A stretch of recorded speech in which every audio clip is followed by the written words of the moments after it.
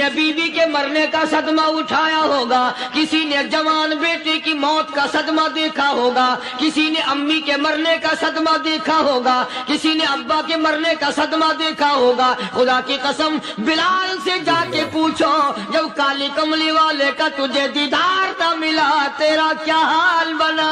دوستو استقبال ہے آپ کا ہمارے channel M S Hanif reaction پر۔ دوستو آج قاری حنیف صاحب بیان فرمائیں گے جو کہ قاری حنیف ملتانی صاحب کی زندگی کا آخری بیان ہے۔ اس بیان نے لاکھوں لوگوں کی زندگی بدل ڈالی، بہت ہی پیارا بیان ہے، انوکھا بیان ہے۔ آئیے مل کر اس بیان کو توجہ سے سنتے ہیں۔ تعالیٰ عنہ جیسے بہادر فرمانے لگے، جو یوں کہے گا میرے نبی فوت ہو گئے میں اس کی گردن اتار ماروں گا، میرا نبی فوت نہیں ہو سکتا، میرا نبی دنیا سے نہیں جا سکتا، میرا نبی ہمیشہ ہمیشہ کے لیے رہے گا۔ لیکن جناب ابو بکر صدیق نے قرآن کریم کی آیت سنا کر کے سمجھایا، فرمایا وما محمد الا رسول قد خلت من قبلہ الرسل۔ اور لوگوں ہر نبی آئے رخصت ہو گئے، ہر نبی آئے رخصت ہو گئے۔ دنیا نہ پائیدار جگہ ہے، عارضی زندگی، مستعار زندگی، نہ پائیدار زندگی، فانی زندگی ہر کوئی لے کے آتا ہے، جب جانے لگتا ہے تو پتہ بھی نہیں چلتا۔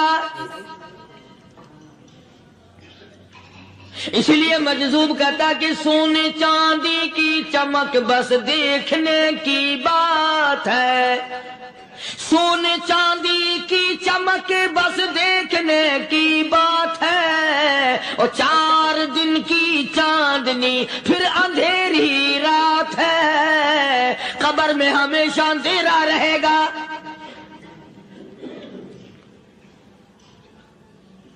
صحابہ اکرام نے وہ صدمہ دیکھا، وہ پریشانی دیکھی، کائنات میں کسی نے نہیں دیکھی۔ کسی نے بیوی کے مرنے کا صدمہ اٹھایا ہوگا، کسی نے جوان بیٹے کی موت کا صدمہ دیکھا ہوگا، کسی نے امی کے مرنے کا صدمہ دیکھا ہوگا، کسی نے ابا کے مرنے کا صدمہ دیکھا ہوگا۔ خدا کی قسم بلال سے جا کے پوچھو، جب کالی کملی والے کا تجھے دیدار نہ ملا تیرا کیا حال بنا۔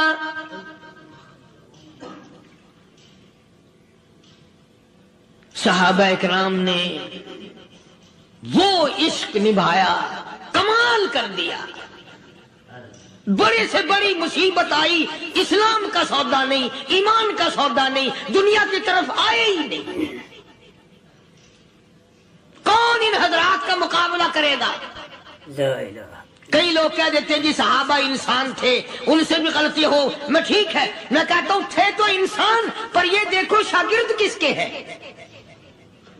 صحابہ ہیں تو انسان، پر یہ اندازہ لگاؤ مرید کس کے ہیں۔ صحابہ ہیں تو انسان، پر یہ سوچو کہ یہ مقتدی کس کے ہیں۔ صحابہ ہیں تو انسان، پر یہ دیکھو صحابہ اگر سپاہی ہے تو کالی کملی والا کمانڈر ان چیف ہے۔ براہ راست محمد عربی صلی اللہ علیہ وسلم کے صحابہ شاگرد ہیں، صحابہ حضور کے مرید ہیں، صحابہ حضور کے مقتدی ہیں، صحابہ حضور کی فوج کے سپاہی ہیں۔ ایک ایک نے کمال کر دیا۔ جناب ابو بکر صدیق رضی اللہ تعالیٰ عنہ فرماتے ہیں میں اچانک محلے میں جا نکلا۔ ابو بکر کہتا میری یہ عادت تھی، شروع پہ جو اسلام آیا مکے میں، چودھری مارتے ہیں، رئیس مارتے ہیں، سردار مارتے ہیں، کمزوروں کو مارتے ہیں۔ جو کلمہ پڑھتا تھا پہاڑ ٹوٹ جاتے تھے۔ پیر پکڑ کر مکی کی گلیوں میں گھسیٹا جاتا تھا، چمڑا ادھر جاتا تھا۔ آج یہ بات کہنا بڑا آسان ہے، تبلیغی ساتھی سفر کرتے ہیں، تکلیف اٹھاتے ہیں، اگر جی جاؤ کافروں کو کلمہ سکھا کے آؤ، اور کلمہ تو تیرے پلے نہیں تو کافروں کو تو پھر پہنچائیں گے نا۔ 80 سال کی عمر ہے، کلمہ صحیح نہیں آتا، قبر بالکل سر پہ ہے، موت سر پہ ہے، قبر سامنے ہے، پھر بھی کلمہ نہیں آتا۔ اور میں تو کئی مرتبہ کہا کرتا ہوں کہ یہ بھی فکر کیا کرو کہ اس نبی کی ذات پر تم درود پاک پڑھتے ہو صلی اللہ علیہ وسلم، جس کی ذات پہ خود خدا درود بھیجتا ہے، فرشتے بھیجتے ہیں، ہزاروں بار مشک و عنبر سے منہ دھو کر کے اگر درود پڑھو تو ڈرنا چاہیے بے ادبی نہ ہو جائے، تو غلط ہو درود پڑھتا ہے نبی کی ذات پہ۔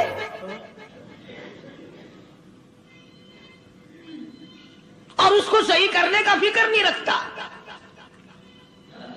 چنانچہ ابو بکر صدیق رضی اللہ تعالیٰ عنہ چکر لگاتے لگاتے ایک محلے میں جا نکلے، وہاں جا کے دیکھا ایک نوجوان ہے، غریب صحابی، نادار صحابی، مفلس صحابی، کافر کا غلام ہے، کالی کملی والے صلی اللہ علیہ وسلم کا کلمہ پڑھتا ہے، کافروں نے پکڑ کر گرم گرم ریت پہ اوندا کر کے لٹایا ہوا ہے، اور کئی کافر اس صحابی کی کمر پہ چڑھ کر لتاڑ رہے ہیں،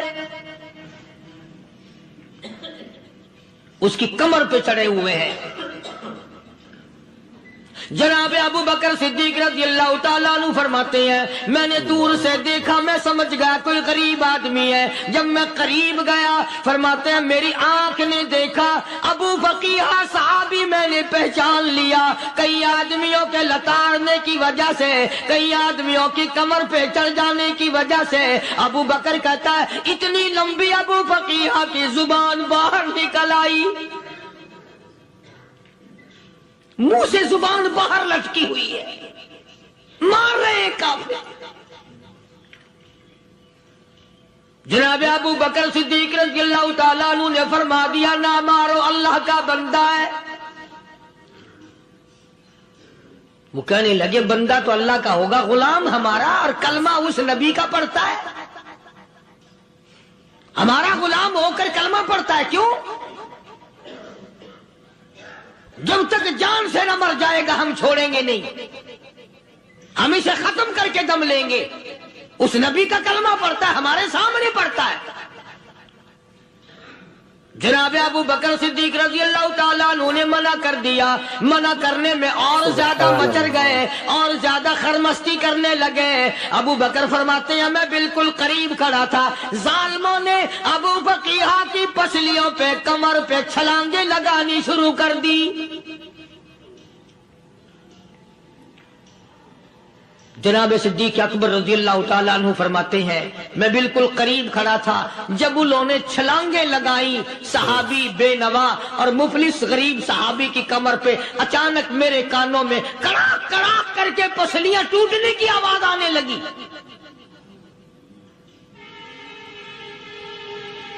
میرے سے برداشت نہ ہوا، میں برداشت نہ کر سکا۔ جناب ابو بکر رضی اللہ تعالیٰ عنہ فرماتے ہیں میں نے کہا ظالمو سودا کر لو، میں خرید لوں گا۔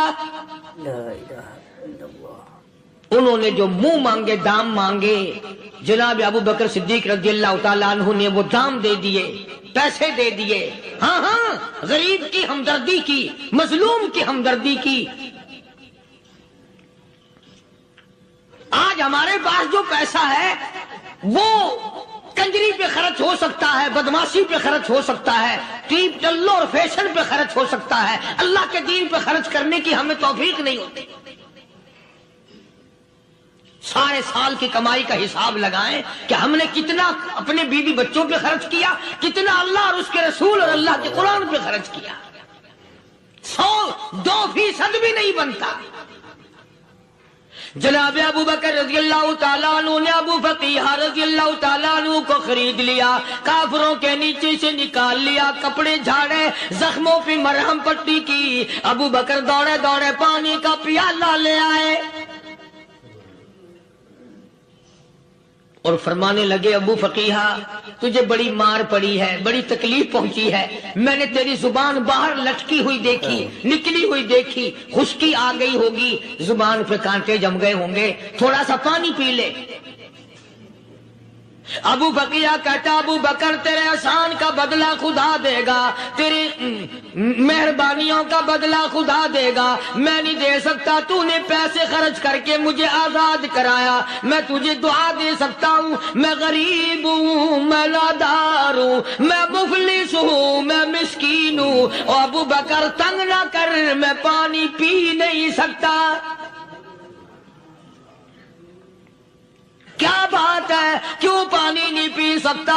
کہنے لگا ابو بکر تجھے کیا معلوم ہے جن کی وجہ سے میری پسلیاں توڑ دی گئی، جن کی وجہ سے مجھے مارا گیا، جن کی وجہ سے مجھے لتاڑا گیا، جن کی وجہ سے میری پسلیاں توڑی گئی، جن کی وجہ سے میرا یہ حال کیا گیا، جب تک میں آقا کا دیدار نہ کر لوں میں پانی کی بوند پی نہیں سکتا۔ مجھے پہلے شربت دیدار پینا ہے، میں نے سرکار مدینہ صلی اللہ علیہ وسلم کی زیارت پہلے کروں گا، پانی بعد میں پیوں گا۔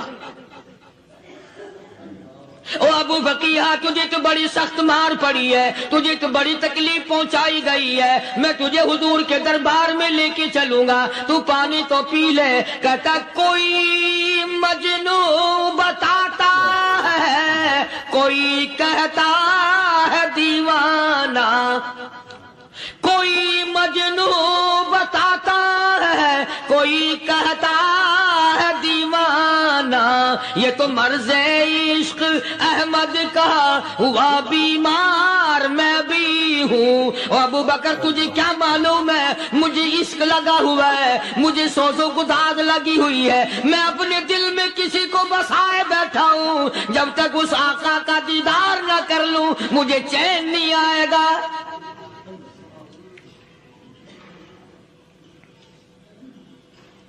ہمیں عورتوں سے محبت ہے، ہمیں اولاد سے محبت ہے، ہمیں کوٹھی بنگلے سے پیار ہے، ہمیں روپے سے پیار ہے، ہمیں بڑی جاہ و حشم سے پیار ہے، اور خدا اور اس کے رسول سے پیار کرنے والے لوگ مدینے کے قبرستان میں سو گئے، قرآن سے پیار کرنے والے لوگ حضور کے درباری لوگ وہیں سو گئے۔ اندازہ لگاؤ، کوئی مار کھا کے اپنے ماں باپ کے پاس جائے گا، کوئی بھائی برادری میں جائے گا، کوئی تھانے میں رپورٹ لکھوانے جائے گا، کوئی اسپتال میں سرٹیفکیٹ لینے جائے گا، کوئی ڈاکٹری کرانے جائے گا۔ ابو فقیہ تم کتنے خوش نصیب ہو، امام الانبیاء کے دربار میں چلے ہو۔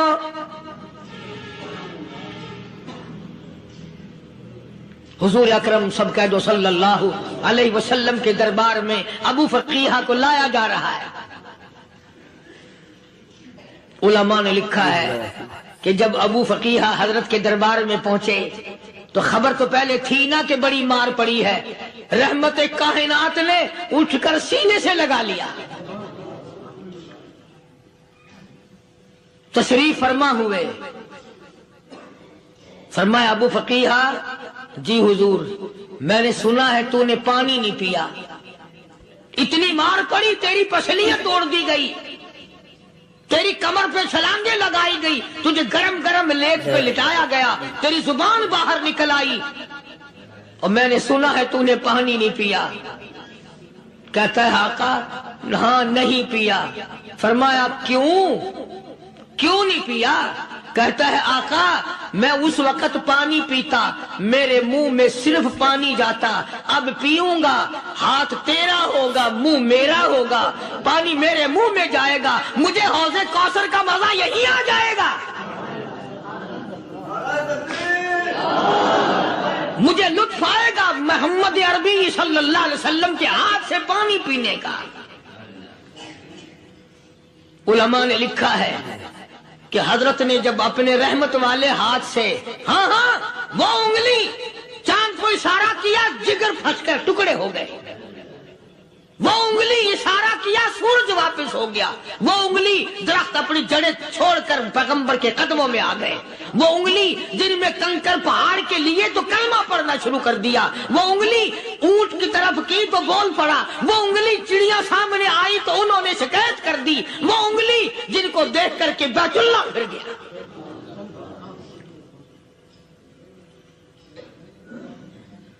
مدنی کریم صلی اللہ علیہ وسلم نے یوں پانی کا پیالہ اٹھایا، ابو فقیہ نے پیالہ پکڑنے کے لیے یوں آگے کو ہاتھ کیا، فرمایا اب وہی بات ہوگی، ہاتھ میرا ہوگا منہ تیرا ہوگا، میں اپنے ہاتھ سے پلاؤں گا۔ ابو فقیہ کو پانی پلا دیا، اور پانی پلانے کے بعد پوچھا اب تیرا کیا حال ہے؟ اب حال کیا ہے؟ کہتا ہے آقا تیرے چہرے پہ فدا شمس و قمر، تیرے چہرے پہ فدا شمس و قمر، تیری زلفوں پہ تصدق شام و سحر،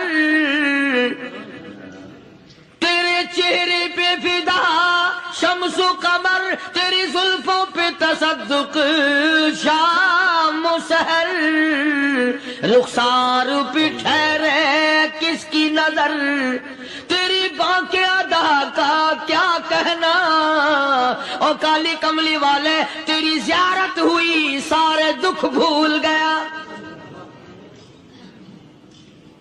میرے سارے غم ٹل گئے، میرے سارے دکھ دور ہو گئے، میری ساری پریشانی دور ہو گئی، اور میں تو اب مزے میں ہوں۔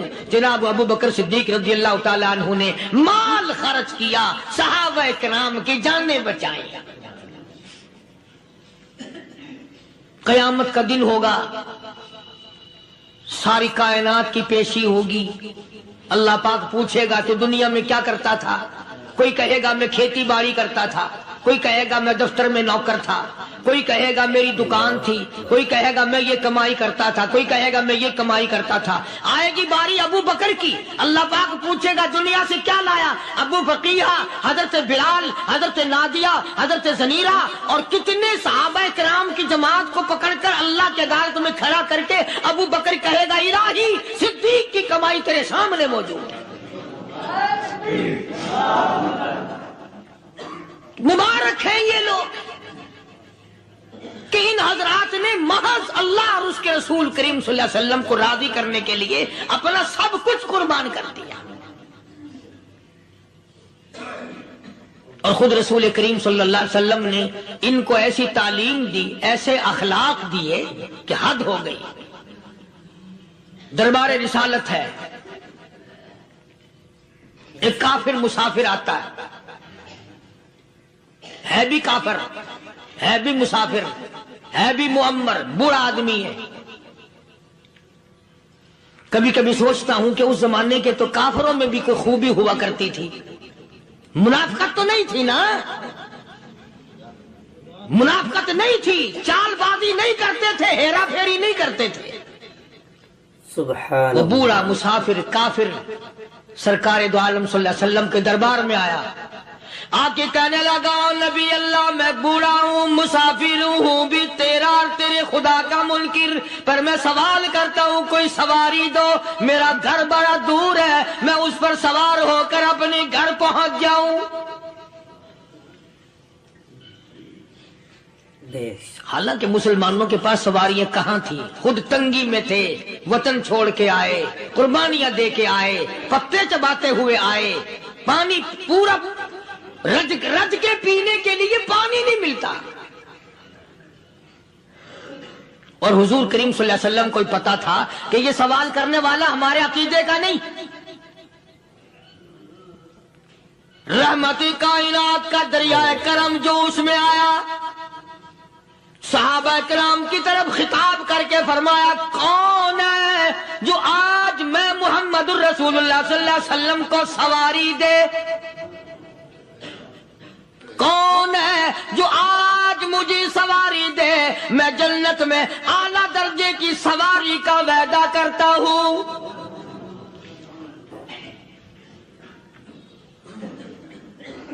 حضرت عبادہ بن ثابت رضی اللہ تعالیٰ عنہ صحابے اٹھے اور اپنی ڈاچی، اپنی اونٹنی حضور کے ہاتھ میں پکڑا دی، اور حضور نے اس مسافر کو دے دی کہ لے بھائی سواری تجھے مل گئی۔ اب وہ مسافر جو تھا بوڑھا، وہ کہنے لگا جی میرے پاس کپڑا بھی نہیں ہے، اب تم جیسا اگر کوئی سیٹ ہوتا نا آنکھیں نکالتا کہ ہم نے تیرے لیے یہاں کو ٹیکسٹائل مل چلا رکھے، سواری مل گئی تو اور آگے کو چل گیا، راستہ پکڑا پڑا جا۔ خدا جانے دھکے دیتے، خدا جانے مکے مارتے، خدا جانے کتنی باتیں بناتے۔ امام الانبیاء محبوب کبریا حضرت محمد مصطفیٰ صلی اللہ تعالی علیہ وسلم پھر کھڑے ہو گئے، صحابہ کرام کو خطاب کر کے فرمایا کون ہے جو آج مجھے کپڑا دے، کل میں جنت میں اعلیٰ درجے کی پوشاک اور لباس جوڑوں کا وعدہ کرتا ہوں۔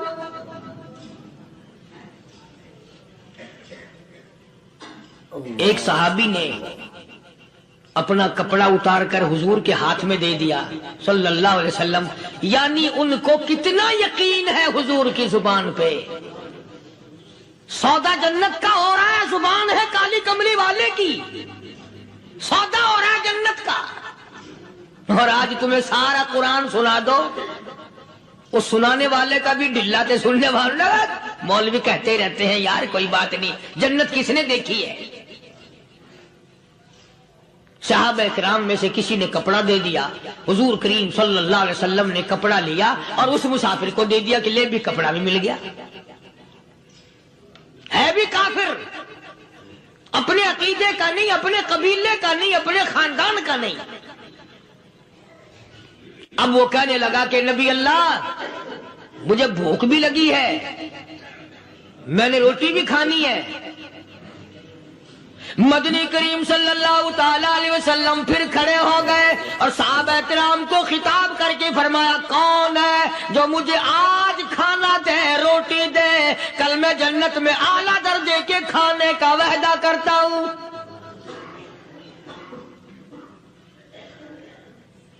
اس سوال کا جواب پورے مجمع میں سے نہ ملا۔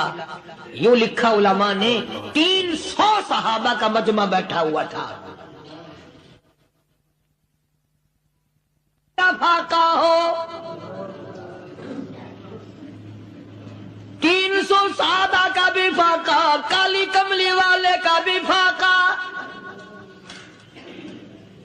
3 دن سے کچھ نہیں کھایا، کچھ نہیں ملا، کوئی جواب نہ ملا۔ صحابہ کرام کی جماعت خاموش رہ گئی۔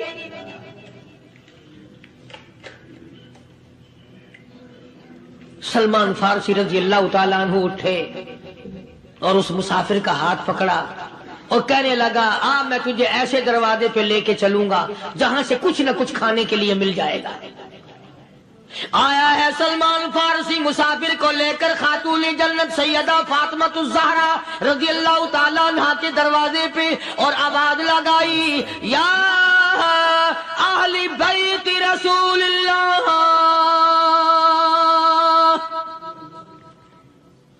انطعموا فی سبیل اللہ۔ او نبی کی لخت جگر، نبی کی نوری نظر اور نبی کے جگر کے ٹکڑے اور کالی کملی والے کی بیٹی، اے فاطمہ ایک آدمی بھوکا ہے، کھانا کھلانا ہے، اس کے لیے کھانا بھیجو۔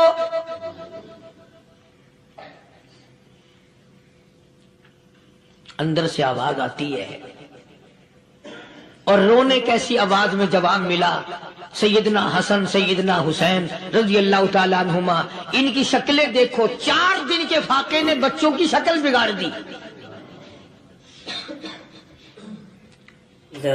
پیغمبر کے نواسوں کا فاقہ، پیغمبر کا نواسا، پیغمبر کی بیٹی کا فاقہ، تمام مسلمان فاقے سے ہیں، کوئی گلہ نہیں کرتا، کوئی شکایت نہیں کرتا، کوئی اعتراض نہیں کرتا۔ اسی حالت میں اگر جنگ بھی ہو جائے تو صحابہ پھر بھی پیچھے رہنے کو تیار ہیں۔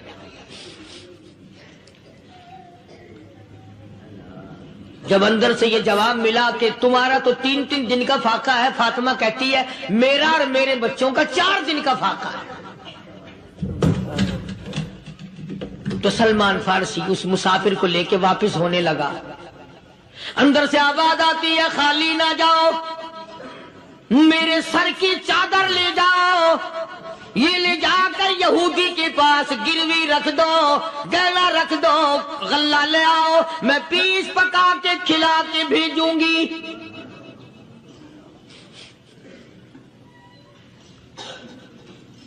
کہاں آج ایسے سخی عورت ہیں، کہاں ایسے سخی مرد ہیں؟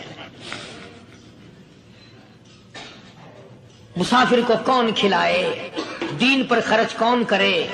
کسی طالب علموں کو، آپ میں سے اکثریت ایسے لوگوں کی ہے جنہوں نے ساری عمر میں، سارے سال میں کبھی ایک قرآن پڑھنے والے طالب علم کو روٹی نہیں کھلائی،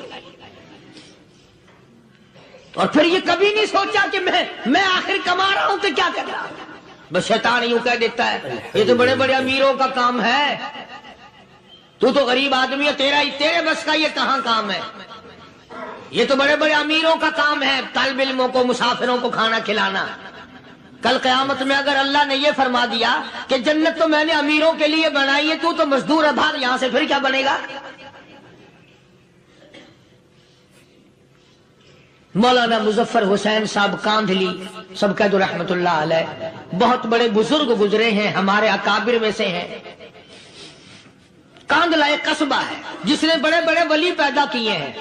مولانا مظفر حسین صاحب کاندھلی، مولانا الہی بخش صاحب کاندھلی، مولانا محمد زکریا صاحب شیخ الحدیث رحمت اللہ علیہ کاندھلے کے، مولانا محمد الیاس صاحب دہلوی رحمت اللہ علیہ امیر تبلیغی جماعت کے ایجاد کرنے والے، شروع فرمانے والے، یہ بھی کاندھلے کے ہیں۔ تو یہ سارے بزرگ اس قصبہ کاندھلے کے ہیں۔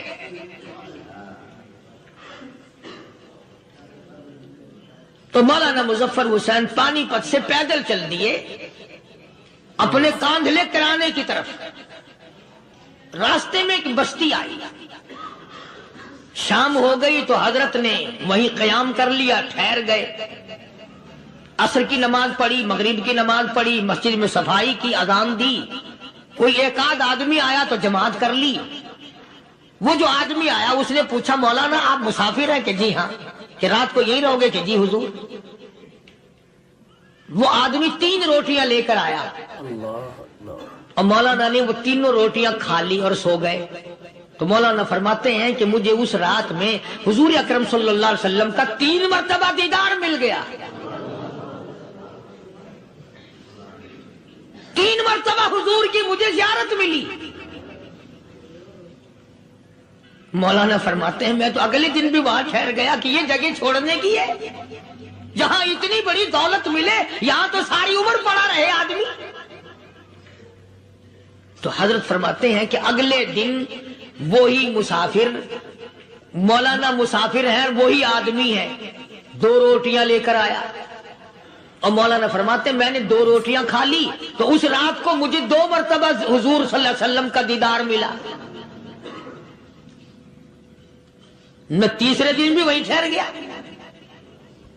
تیسرے دن شام کو وہی آدمی 1 روٹی لے کر آیا اور میں نے وہ روٹی کھا لی تو اس رات کو حضور کریم صلی اللہ علیہ وسلم کی 1 مرتبہ زیارت ہوئی، 1 مرتبہ دیدار ملا۔ تو مولانا فرماتے ہیں میری سمجھ میں یہ بات بیٹھ گئی کہ یہ نہ تو جگہ کی برکت نہ بستی کی برکت، یہ تو اس کی روٹیوں کی برکت ہے۔ 3 کھائی تو 3 مرتبہ دیدار ہوا، 2 کھائی تو 2 مرتبہ دیدار ہوا، 1 کھائی تو 1 مرتبہ، یہ تو اس کی روٹی کی کرامت ہے۔ تو وہی آدمی جو روٹی لانے والا تھا وہ کہنے لگا مولانا کل آپ تشریف لے جائیں، یہاں نہ ٹھہرنا۔ تو حضرت فرماتے ہیں میں نے کہا کیوں بھائی؟ مجھے تو ایسی دولت مل رہی ہے میں یہیں پڑا رہا ہوں۔ وہ کہنے لگا اللہ والے آپ کو پتہ نہیں، پرسوں میں مزدوری کر کے اتنا ہی آٹا لایا تھا کہ 3 روٹیاں بنی، اتنا ہی آٹا بنا تھا، 3 روٹیاں بنی، میں اپنے نام کی روٹی اٹھا کے چل دیا۔ میری بیوی نے پوچھا کہاں؟ میں نے بتایا مسجد میں ایک اللہ والا مسافر ہے۔ وہ کہنے لگی میں بھی فاقہ کر لوں گی، میرے نام کی روٹی بھی اس مسافر کے لیے لے جا۔ کہتا ہے میں نے دونوں اٹھا لی، تیسری روٹی ایک بچہ ہمارا اس کے لیے چھوڑ دی۔ وہ بچہ کہنے لگا اچھا ماں باپ جنت میں جائیں، بیٹا کدھر رہے گا؟ میں بھی فاقہ کروں گا، میرے نام کی بھی لے جا۔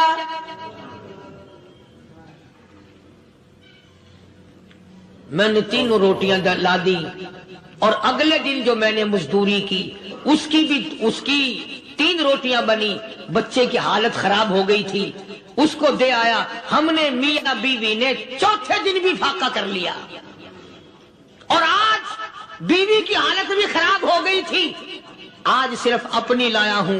مولانا اس لیے عرض کر دیا کبھی کل میرا پیر نہ پھسل جائے، ایسا نہ ہو میرا قدم ڈگمگا جائے، ایسا نہ ہو بھوک کا مارا میں کچھ اور کر بیٹھوں، اس لیے عرض کر دیا کل آپ تشریف لے جائیں۔ عرض میں یہ کر رہا تھا کہ کسی زمانے میں دوسرے کی خیر خواہی کے لیے لوگ سب کچھ کر گزرتے تھے۔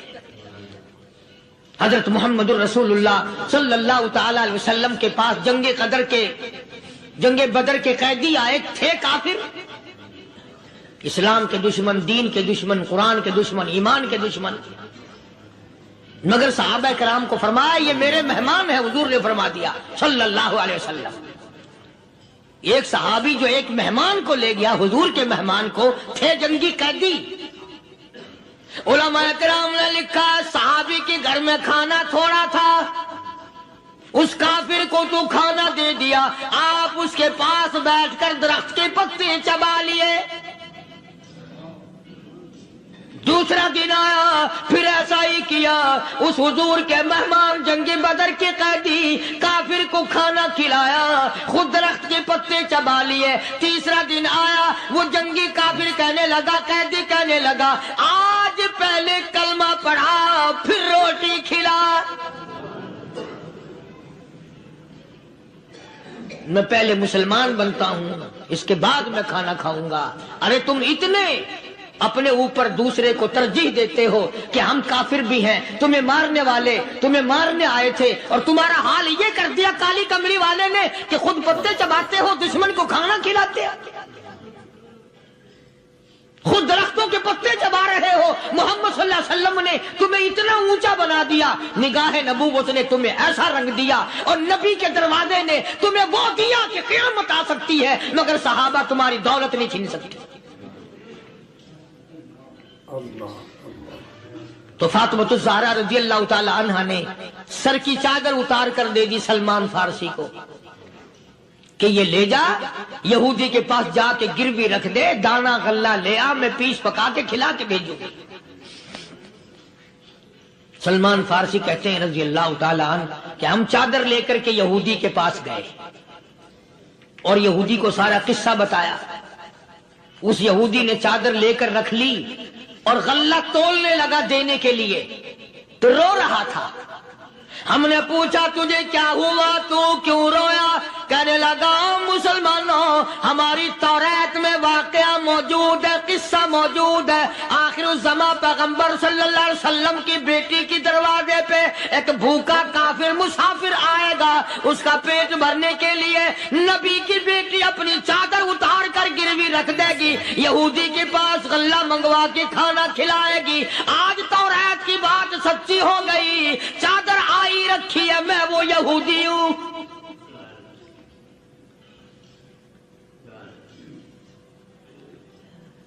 اور غلہ تول کر دے دیا۔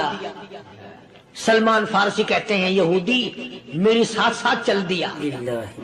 خاتون جنت سیدہ فاطمہ الزہرا رضی اللہ تعالی عنہا کے دروازے پہ آیا، اور جب ہم نے غلہ دے دیا، چادر بھی اندر یہودی نے پہنچا دی کہ میں چادر بھی واپس دینے آیا ہوں، اور سلمان کو کہنے لگا اب دیر نہ لگا، دیر نہ کر، کیوں؟ میری توریت نے تصدیق کر دی کہ یہ نبی برحق ہے، اب ایسا نہ ہو میرا دم نکل جائے، میں کفر پہ مر جاؤں، جلدی کر، مجھے سرکار کے دربار میں لے چل، میں مسلمان بنتا ہوں۔ اور اسی کو جا کے کہنے لگا تیری صورت، تیری سیرت، تیرا نقشہ، تیرا جلوہ، تیری صورت، تیری سیرت، تیرا نقشہ، تیرا جلوہ، تبسم گفتگو بندہ نوازی خندہ پیشانی، او کالی کملی والے، میرا دل ہو، تیرا گھر ہو، تیرا در ہو، میرا سر ہو، تمنا مختصر سی ہے مگر تمہید گولانی۔ یہودی نے ضد نہیں کی۔ آج کا مسلمان کہلانے والا ضد کرتا ہے، ضد میں مارا جاتا ہے، ہائے ہم یوں ہیں، یہ یوں ہے۔ وہ یہودی اچھا نکلا، ذرا سی بات اس کے سامنے آئی فوراً سمجھ گیا، سرکار کے دربار میں جا کر غلامی قبول کر لی۔ بے شمار صحابہ کرام ہیں जिन्होंने अल्लाह की राह में वो दुख उठाए, वो परेशानियां झेली। अल्लाह गनी, मक्के मुकर्रमा में सैयदना अबू जुंदुल रज़ी अल्लाह ताला अन्हु सहाबी है, ईमान कबूल कर लिया, कलमा पढ़ बैठा, बस काफिरों के लिए मशगला बन गया, तमाशा बन गया। रोजाना मारते हैं। अंदाजा लगाओ मुसलमानों, मुल्तान के रहने वालों, सारा मक्का मारने वाला एक अबू जुंदुल मार खाने वाला। लड़के मारते हैं, जवान मारते हैं, बूढ़े मारते हैं, पैर पकड़कर मक्के की गलियों में घसीटे घसीटे फिरते हैं। रहमत कायनात हजरत मोहम्मद रसूलुल्लाह सल्लल्लाहु ताला अलैहि वसल्लम उम्रे के लिए तशरीफ लाए हैं। कुफारे मक्का ने रोक दिए। हुदैबिया में मक्के से 6 मील पर हुजूर सल्लल्लाहु अलैहि वसल्लम तशरीफ फरमा है। सहाबा किराम की फौज है, लश्कर है, सरकार दो आलम है सल्लल्लाहु अलैहि वसल्लम। जरा तवज्जो करना, कलेजे पे हाथ रख के। अबू जुंदुल के पैरों में बेड़ियां डाल रखी है, चला ना जाए, मदीने ना भाग जाए, खिसक ना जाए, निकल ना जाए। अबू जुंदुल ये आस लगाकर, ये आरज़ू लगाकर मदीने की तरफ चला जाऊंगा, मुसलमान करीब आए हुए इनमें शामिल हो जाऊंगा, मैं भी आजादी से नमाज पढ़ूंगा, काली कमली वाले का दीदार किया करूंगा, मेरे मुसीबतों के दिन खत्म हो जाएंगे, मेरी तकलीफ के दिन खत्म हो जाएंगे, मेरी मुसीबतें टल जाएंगी। गिरता पड़ता पहाड़ों के ऊपर से चढ़ता उतरता बड़ी मुश्किल से हुजूर के दरबार में पहुंचा। मेरे नबी से पूछते हो तो मैं तो तुम्हें एक पहचान बताऊंगा, एक वाकया बताऊंगा, एक नजरिया बताऊंगा, एक कैफियत बताऊंगा। तुम्हें सबसे पहले ये देखना पड़ेगा, वला तंकिहुल मुशरिकाति हत्ता युमिन।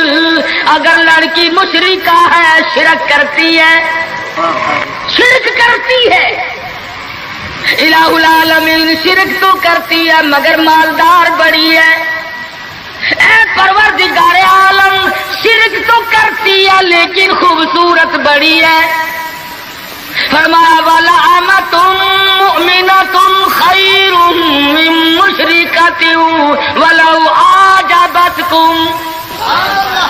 कुरान खुद कहता है, मुशरिका लड़की चाहे तुम्हें मालदार नजर आए, चाहे तुम्हें खूबसूरत लगे, आजबतकुम कुरान के अल्फाज हैं, तुम्हें अजीब मालूम होती हो, तुम्हें उसके अंदाज, उसकी चाल, उसकी ढाल, उसकी रफ्तार, उसका सोना चांदी तुम्हें बहुत बड़ी चीज दिखाई देती हो।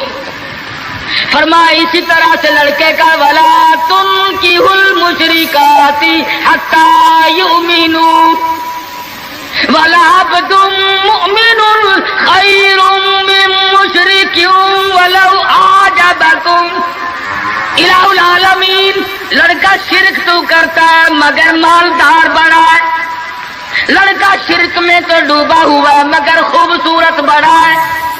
कुरान का ऐलान सुनो, पैगाम सुनो। फरमाया शिरक से बचना, सबसे पहले लड़के लड़की का अकीदा देखना। अगर अकीदा सही होगा तो बात बनेगी, अगर गलत अकीदे की लड़की आ गई खानदान का बेड़ा गर्क कर देगी। दोस्तों आपका खैर मकदम है हमारे चैनल एमडी हमदर्द संभली पर। दोस्तों आज के कारी हनीफ मुल्तानी साहब के बयान का टॉपिक है शादी करना क्यों जरूरी है। कुंवारे हजरात जरूर सुने, जिनकी अभी तक शादी नहीं हुई वक्त निकाल कर एक बार जरूर सुने। दोस्तों इस बयान से बहुत ज्यादा फायदा होगा और सुनने में मजा भी आएगा। चलिए दोस्तों मिलकर सुनते हैं। हो गए फिस्को फजूर की जिंदगी में अपने आप को महव रखने के आदी बन गए, नाम के मुसलमान रह गए, काम के मुसलमान कब्रों में चले गए। आज मर्दों को भी औरतों को भी ताज्जुब होता है।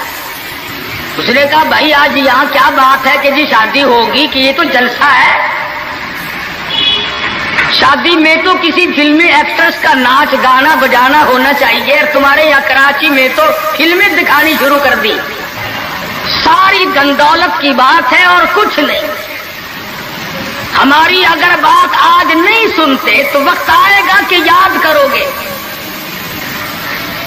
बड़ों बड़ों को हमने सीधा होते देखा, جب مصیبت کا چکر پڑتا ہے، جب پریشانیوں کا ازدحام آدمی کے اوپر ہوتا ہے، ہوش نہیں آتا، پھر آدمی مسجد کا رخ کرتا ہے، لمبی لمبی دعائیں مانگتا ہے. اسی کو قرآن کریم کہتا ہے وَإِذَا أَنْعَمْنَا عَلَى الْإِنسَانِ أَعْرَضَ وَنَأَىٰ بِجَانِبِهِ. جب آرام پہنچتا ہے، کاروبار صحیح چلتا ہے تو کروٹ نہیں بدلتے، اللہ کا نام لینے کی توفیق نہیں رہتی، خدا بند کریم کو یاد کرنے کے لیے وقت نہیں ملتا. اتنا لمبا پہاڑ شادی کا بنا دیا، غریب آدمی کے بس کی بات نہ رہی. قرآن کریم کہتا ہے بادشاہت موجود ہو، دولت موجود ہو، سارا کاروبار صحیح چلتا ہو، وَإِذَا أَنْعَمْنَا عَلَى الْإِنسَانِ أَعْرَضَ وَنَأَىٰ بِجَانِبِهِ. اور جب مصیبت آئے وَإِذَا مَسَّهُ الشَّرُّ فَذُو دُعَاءٍ عَرِيضٍ. بڑی لمبی لمبی دعائیں مانگتا ہے، سجدے میں پڑھ کے روتا ہے، اے پروردگار، او میرے رب، میرے حال پہ کرم فرما. جب مصیبت ٹل جاتی ہے پھر خرمستی کرتا ہے. امام الانبیاء محبوب کبریا حضرت محمد مصطفیٰ صلی اللہ تعالی علیہ وسلم کی شادی کا وقت آیا، آپ بالکل نادار ہیں، مفلس ہے، غریب ہے. ایک عورت نے آ کر آپ سے بات کی کہ آپ کی شادی کر دی جائے. قربان جاؤں، ارشاد فرمایا میری شادی ہوگی کیسے؟ گھر نہیں، در نہیں، زر نہیں، پر نہیں، میرے پاس تو ساز و سامان نہیں. وہ کہنے لگی ایسی عورت سے اگر نکاح ہو جائے جس کے پاس دولت بھی ہو، سب کچھ موجود ہو، ارشاد فرمایا میں کس طرح سے کروں؟ وہ مجھ سے بھی تو مطالبہ کرے گی. صاحب کہنے لگی سیدہ خدیجہ رضی اللہ تعالیٰ عنہ، جس کو مکے کے بڑے بڑے چودھریوں نے پیغام دیے تھے، نکاح کے لیے آئے تھے، بڑے بڑے لوگوں نے پیغام دیے، دولت مند آئے، چودھری آئے، مکے کے رئیس آئے، بڑے بڑے قریش آئے، لیکن خدیجہ کہنے لگی او لوگوں تمہیں کیا معلوم ہے، میں نے ملازم رکھ کے دیکھ لیا، میں نے کاروبار کرا کے دیکھ لیا، خدا کی قسم میں چوبارے پہ کھڑی تھی، جب حضور اکرم صلی اللہ علیہ وسلم چلنے لگے میرا سامان لے کر، میری آنکھوں نے دیکھا بادل نے چھاؤں کر لی تھی،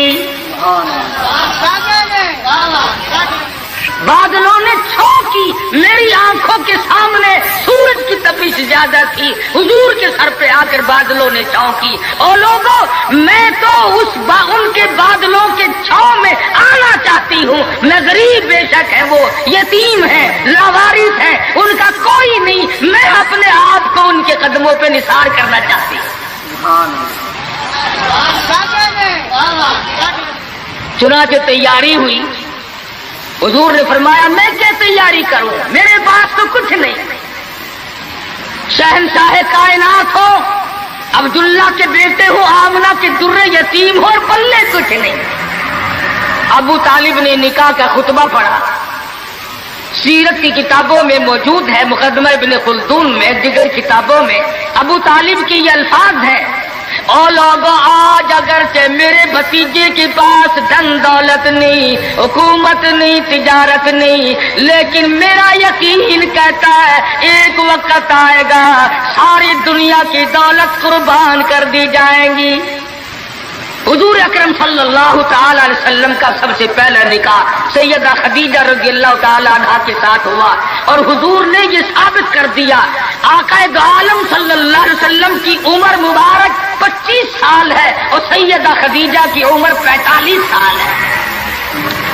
تو عرض کر رہا تھا عمر کا تناسب نہیں، نبی نے ہر اس رسم کو توڑا، ہر اس ذوم باطل کی تردید کر دی عملی طور پر، جس کو دنیا کے لوگ چلا کرتے تھے اور بازاروں میں تنتنایا کرتے تھے۔ یہ کوئی مناسبت ہے کہ حضور کی عمر شریف 25 برس ہے اور خدیجہ کی عمر 45 برس ہے؟ عمر والے مسئلے کو ختم کر دیا گیا حضرت خدیجہ اور پھر کمال یہ کہ اللہ پاک نے اس ہی مائی کے پیٹ سے اولاد دی جس کی عمر حضور سے دگنی تھی۔ آج تو اگر تھوڑی سی عمر زیادہ ہو جائے لڑکی کی، پھر تو لوگ پھتا لے کر کے آتے ہیں کہ میاں ناپ کے دیکھو پہلے کتنی بڑی ہے۔ کون زوم کرتا ہے، کون گمان کرتا ہے؟ پچھلے سال میرے پاس ایک آدمی آیا اور کہنے لگا قاری صاحب ایک دعا کر دے۔ میں نے کہا کی کہ پہلے تو لڑکی کا رشتہ مانگنے کے لیے کافی لوگ آتے تھے، ہمیں ہوش نہ آیا، اب عمر کچھ زیادہ ہو گئی، اب کوئی مانگتا ہی نہیں۔ میں نے کہا دریا چناب میں دھکا دے دو، اب لے گا کوئی نہیں۔ پتا چلا شرافت بڑی چیز ہے، طہارت بڑی چیز ہے۔ یہ عمر کا بھی مسئلہ جو ہے یہ دیکھنے آج کل اگرچہ دیکھنا پڑتا ہے لیکن اس کی مناسبت کوئی نہیں۔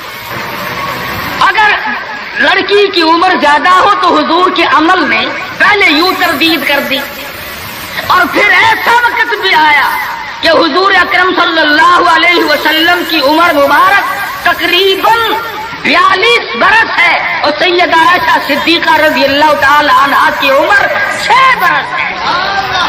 حضور کے عمل نے اس بات کو بھی توڑ دیا کہ اگر لڑکے کی زیادہ عمر ہو جائے تو کوئی بات نہیں، سنت کے خلاف نہیں ہے، شریعت کے خلاف نہیں ہے۔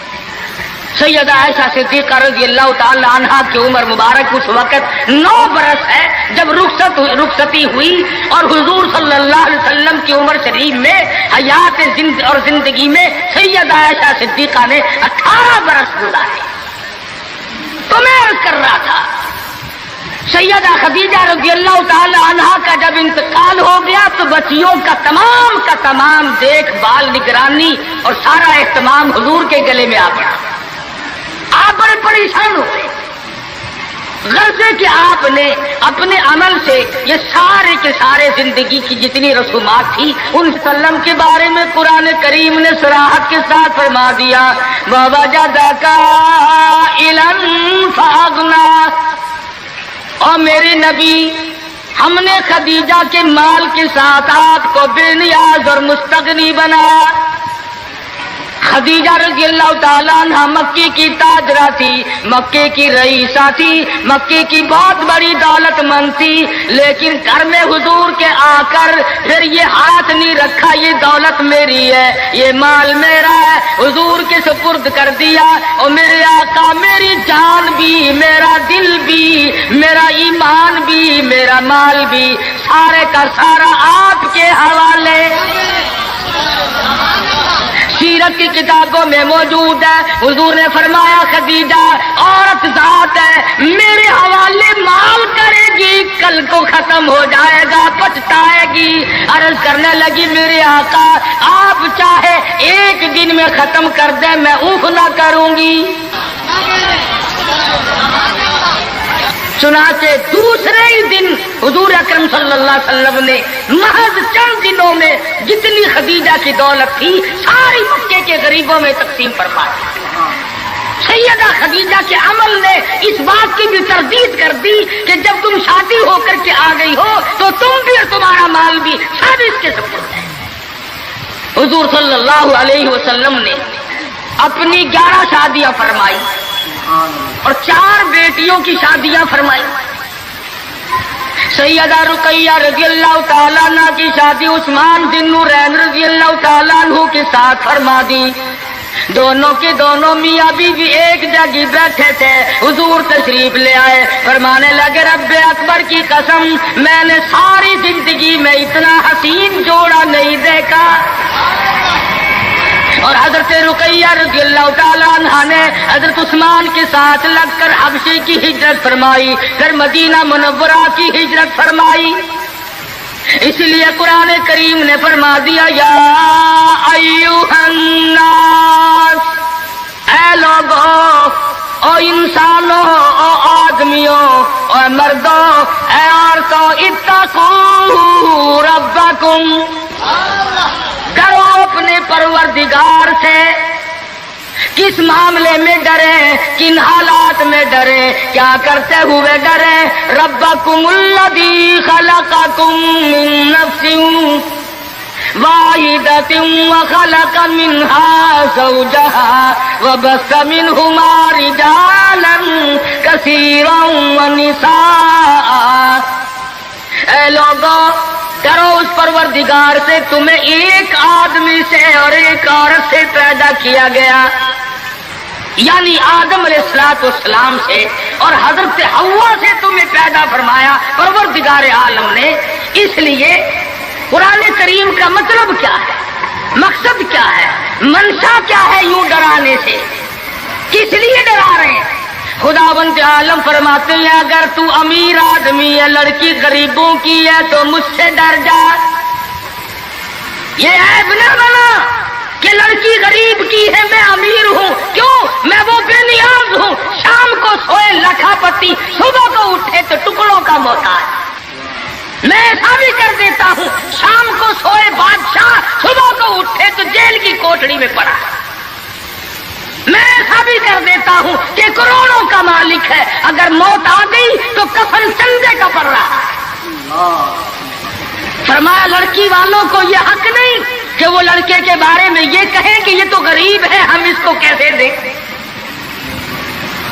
आओ फिर कुरान करीम से पूछ ले, हम मुसलमान हैं, हमारा कुरान पे ईमान है, मोहम्मद अरबी सल्लल्लाहु अलैहि वसल्लम के फरमान पे हम सब का ईमान है। आओ कुरान से पूछे कि लड़का लड़की की जब शादी करने की नौबत आए तो क्या देखना चाहिए, क्या ढूंढना चाहिए, क्या तलाश करना चाहिए। कुरान करीम से हमने पूछा क्या बंगला देखे, फरमाया नहीं। आज बंगले वाला कल को कब्र में हो सकता है, आज बंगले वाला कल को फुटपाथ पे सो करके वक्त काटने वाला बन सकता है। कोठी वाला तलाश करें, फरमाया नहीं। कोई ऊंची मुलाजमत वाला, ऊंची पोस्ट वाला लड़का तलाश करे, फरमाया नहीं।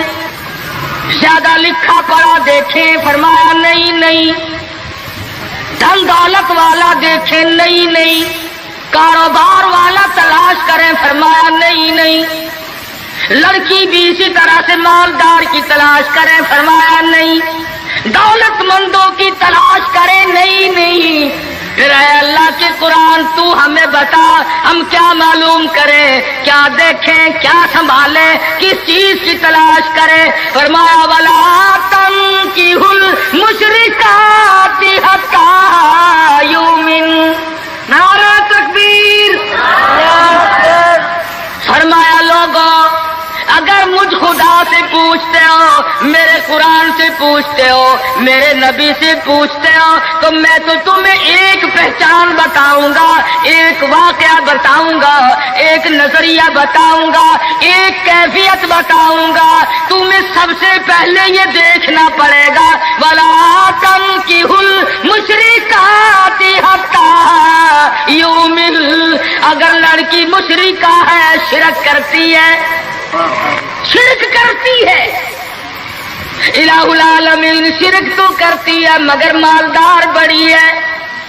ऐ परवरदिगार आलम, शिरक तो करती है लेकिन खूबसूरत बड़ी है।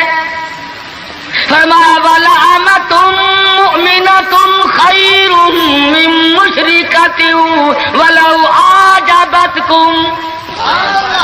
कुरान खुद कहता है मुशरिका लड़की चाहे तुम्हें मालदार नजर आए, चाहे तुम्हें खूबसूरत लगे, आजबतकुम कुरान के अल्फाज हैं, तुम्हें अजीब मालूम होती हो, तुम्हें उसके अंदाज, उसकी चाल, उसकी ढाल, उसकी रफ्तार, उसका सोना चांदी तुम्हें बहुत बड़ी चीज दिखाई देती हो। फरमाया इसी तरह से लड़के का वला तुनकिहुल मुशरिकाति हत्ता युमिनु वला अब्दुम मुमिनुन खैरुम मिन मुशरिकिन वलौ आजबकुम। इलाहुल आलमीन, लड़का शिरक तो करता है मगर मालदार बड़ा है। लड़का शिरक में तो डूबा हुआ मगर खूबसूरत बड़ा है। कुरान का ऐलान सुनो, पैगाम सुनो। फरमाया शिरक से बचना, सबसे पहले लड़के लड़की का अकीदा देखना। अगर अकीदा सही होगा तो बात बनेगी, अगर गलत अकीदे की लड़की आ गई खानदान का बेड़ा गर्क कर देगी। हाफिज जमाल साहब बोली सा कलंदर रहमतुल्लाह अलैह पानीपत में मजार है। मैं अब हिंदुस्तान गया था तो अब भी हाजिरी देने गया था। हम मौलिया कराम को बड़ा मानते हैं। मैं बोली सा कलंदर रहमतुल्लाह अलैह के मजार पे गया और रात वहीं ठहरा। मौलाना हाली पानीपति की खबर भी वही और बोली सा कलंदर का मजार भी वही। तो लिखा है कि जिस वक्त बोली सा कलंदर रहमतुल्लाह अलैह पैदा हुए तो बड़े रोए, बहुत रोते थे। तो एक बुजुर्ग आए जिन्होंने इनके वालिद को मुबारकबाद दी कि बच्चे की मुबारक हो। उन्होंने कहा हजरत मुबारक तो आप दे रहे हैं मगर बच्चा जिस दिन से पैदा हुआ इतना रो रहा है कि नाक में दम कर दिया। फरमाया मेरे पास तो लाओ जरा। ले आए। अल्लाह वाले ने जरा सा इस कान को मुंह लगाया और जरा सा इस कान को मुंह लगाया, बच्चा खामोश हो गया। वापस जाने लगे। शाह फखरुद्दीन रहिमहुल्लाह औलिया किराम में से हैं, बुजुर्गान दीन में से हैं।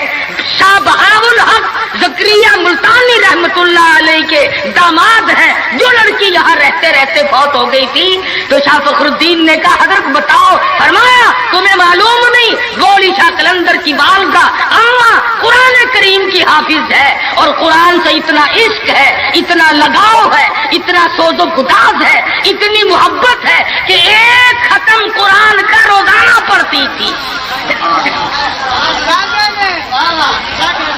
बच्चे को पेट में लेकर एक खत्म कुरान रोजाना का पढ़ती थी। तो बच्चे की रूह का और कुरान मजीद का इतना गहरा ताल्लुक हो गया। अब चूंकि अम्मा जचगी में आ गई, छिल्ले में पड़ गई, इसलिए कुरान नहीं पढ़ती। अरे आदि की आदत टूटी, नाशी का नशा टूटा, रोए ना तो क्या करे। मैंने इस बच्चे के कान में एक आयत इसमें पढ़ी, एक आयत उस तरफ पढ़ी, बच्चे की रूह की ग़िज़ा मिल गई, खामोश हो गया। बात ये कर रहा था कि ये सारे के सारे मामलात कुरान करीम का ऐलान है। अकीदा देखो, नजरियात मालूम करो। अगर गलत अकीदा घर में आ गया तो बात बिगड़ेगी, वो अपने साथ साथ औरों को भी ले बैठेगी। और उलमा किराम ने लिखा, तजर्बे से भी ये साबित हुआ कि औरत की जो गोद है, औरत की जो गोद है, ये प्राइमरी स्कूल भी है, ये मिडिल स्कूल भी है, ये मैट्रिक स्कूल भी है, ये कॉलेज भी है, ये वो यूनिवर्सिटी है जिससे नबी बेनियाज नहीं, वली बेनियाज नहीं, कुतुब और अबदाल बेनियाज नहीं। इस कॉलेज में हर बच्चा पढ़ता है, माँ की गोद में लाजमी पढ़ता है। और लोगों इस कॉलेज को संभालो, इस प्राइमरी स्कूल के उस्ताद को संभालो, इस कॉलेज के प्रोफेसर को संभालो, और वो है बच्चे की अम्मा। हमारे यहाँ बिलखुसूस औरतों की तालीम का, दीनी तालीम का कोई इंतजाम नहीं करते। बचपन में छोटी छोटी बच्चियां मस्जिद में वक़्त बेवक़्त गईं और कुरान करीम पे उंगली फेर ली, मिठाई तकसीम हो गई कि आज परवीन का कुरान खत्म हो गया। न उसे अकीदे का पता, न उसे नजरिए का पता, न उसे ये मालूम कि मैं मुसलमान हूं और मुझ पे किन चीजों का फर्ज मनसबी जो है वो लागू होता है। तिलाल्लहुम यतज़क्करून,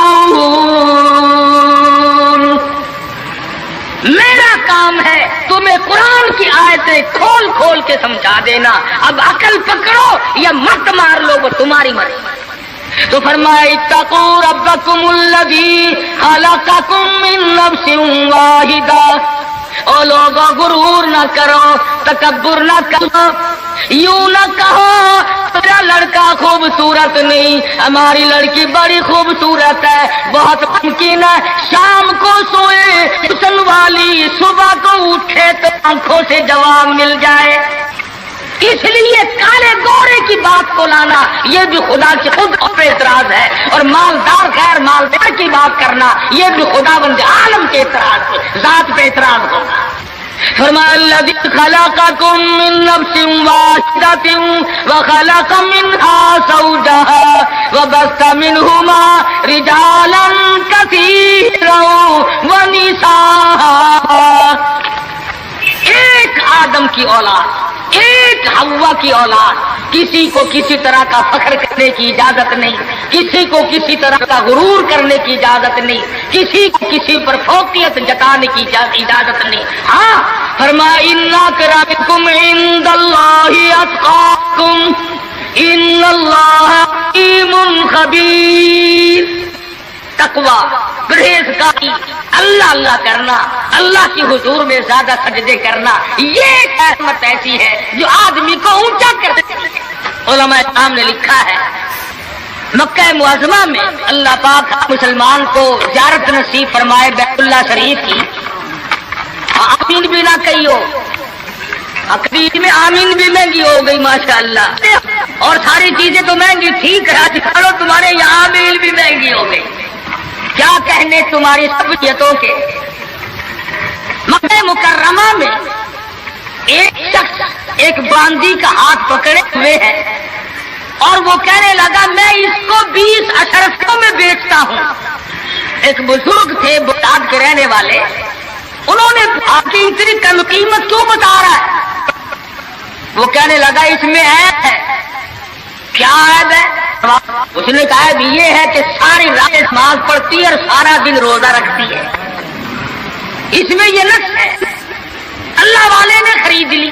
اس نے کہا چلو میری ساتھ نماز پڑھ کے دیں گے، ایک کے بجائے 2 اللہ اللہ کیا کریں گے. چنانچہ عشاء کی نماز کے بعد اس باندی نے پوچھا کہ اے میرے مالک کام ہے میرے متعلق؟ کہا کوئی نہیں. لکھ دو ہے کہ عشاء کی نماز کے بعد مصلی پہ کھڑی ہوئی تھی، صبح کی آزاد ہو گئی، قرآن پڑھتی رہی ساری عمر، اور جب دن آیا تو کہنے لگی اللہ والے تم بغداد میں رہتے ہو، کوئی قرآن سنو.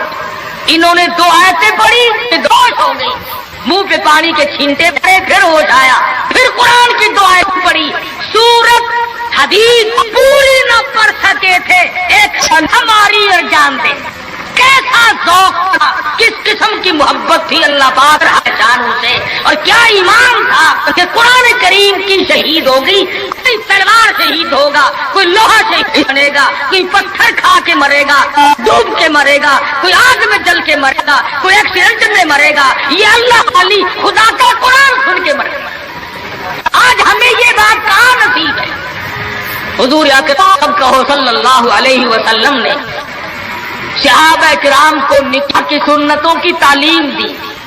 ہمارے یہاں تو اتنا بکھیڑا بنا دیا کہ اب سنتوں کی تاریخوں کو کوئی پوچھتا ہی نہیں. حالانکہ خدا بند عالم روزہ اپنی قدرت کے تماشے دکھاتے ہیں. ابھی ہفتہ نہیں ہوا ایک بس فیصلہ آباد سے بارات لے کر کے چلی اور ایک بس لاہور سے بارات لے کر کے چلی. شیخ پورے کے قریب تصادم ہوا، 9 آدمی ایک طرف سے، 7 آدمی ایک طرف سے، 13 آدمی موقع پہ مر گئے.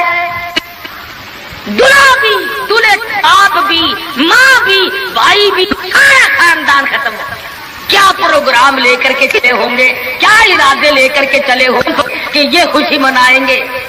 لاہور کے جس محلے میں دلہن آنا تھا ہم اس محلے میں ٹھہرے ہوئے تھے، سجا رکھا ہے، یہاں مسحری بچھائی ہے، یہاں سامان رکھیں گے، یہاں فریج رکھا جائے گا، یہاں پنکھے رکھے جائیں گے، یہاں پر تمام مہمان ٹھہریں گے. خود قسم انتظار ہے سامان کا، اور کچھ دیر کے بعد 7 آدمیوں کے چھیچڑوں اور گٹھڑیوں کی گٹھڑیاں بن کے آئیں.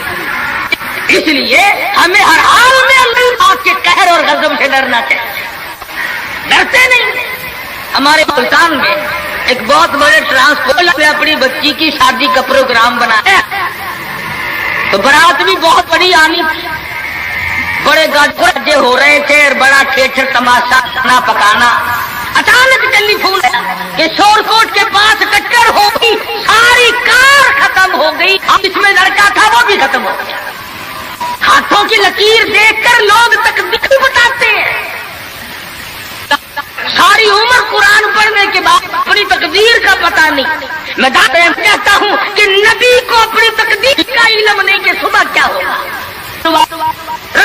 کو علم نہیں، وقت کو علم نہیں. اور یہ فٹ پاتھ پہ بیٹھ کر لوگوں کے ہاتھوں کی لکیر دیکھ کر تقدیر بتاتے ہیں، سب پر یقین کیا جاتا ہے. ہم ہیں مسلمان. ایک مرتبہ لاہور میں فٹ پاتھ پہ بیٹھا ہوا آدمی لوگوں کے ہاتھوں کی لکیر دیکھ رہا تھا اور تقدیر بتلا رہا تھا. بڑے لوگ کھڑے تھے، اچھے خاصے بڑے لوگ. کسی کو کہتا تھا تجھے بڑی اونچی ملازمت ملے، بہت اونچی پوسٹ پہ تو جائے گا. بس بابو جی اکڑے جاتے تھے، کیا کرنا بس کیوں جی گورنر سے کم تو نہیں ہوں گا نا. لوگ پیسے بھی دے رہے تھے اور تقدیر لکھ رہے تھے. ہم مجمع میں کھڑے تھے، میں نے اپنے دوستوں سے کہا کہ یار آؤ ذرا ہم بھی دیکھیں تقدیر بتانے والا تو ایسا ہے. اور مجمع میں سے آگے کو نکل کر میں نے بھی آگے ہاتھ کر دیا. میں نے کہا سائی جی ذرا دیکھو میری تقدیر شادی ہے کہ نہیں. اور بدبخت اچھی طرح دیکھی بھی نہیں. میرا ہاتھ جھٹک کر کے کہنے لگا نہیں تیری شادی نہیں ہوتی. اور میں کہا کھوتے تیرے باپ کے آپ کے بچے کھیل رہے ہیں.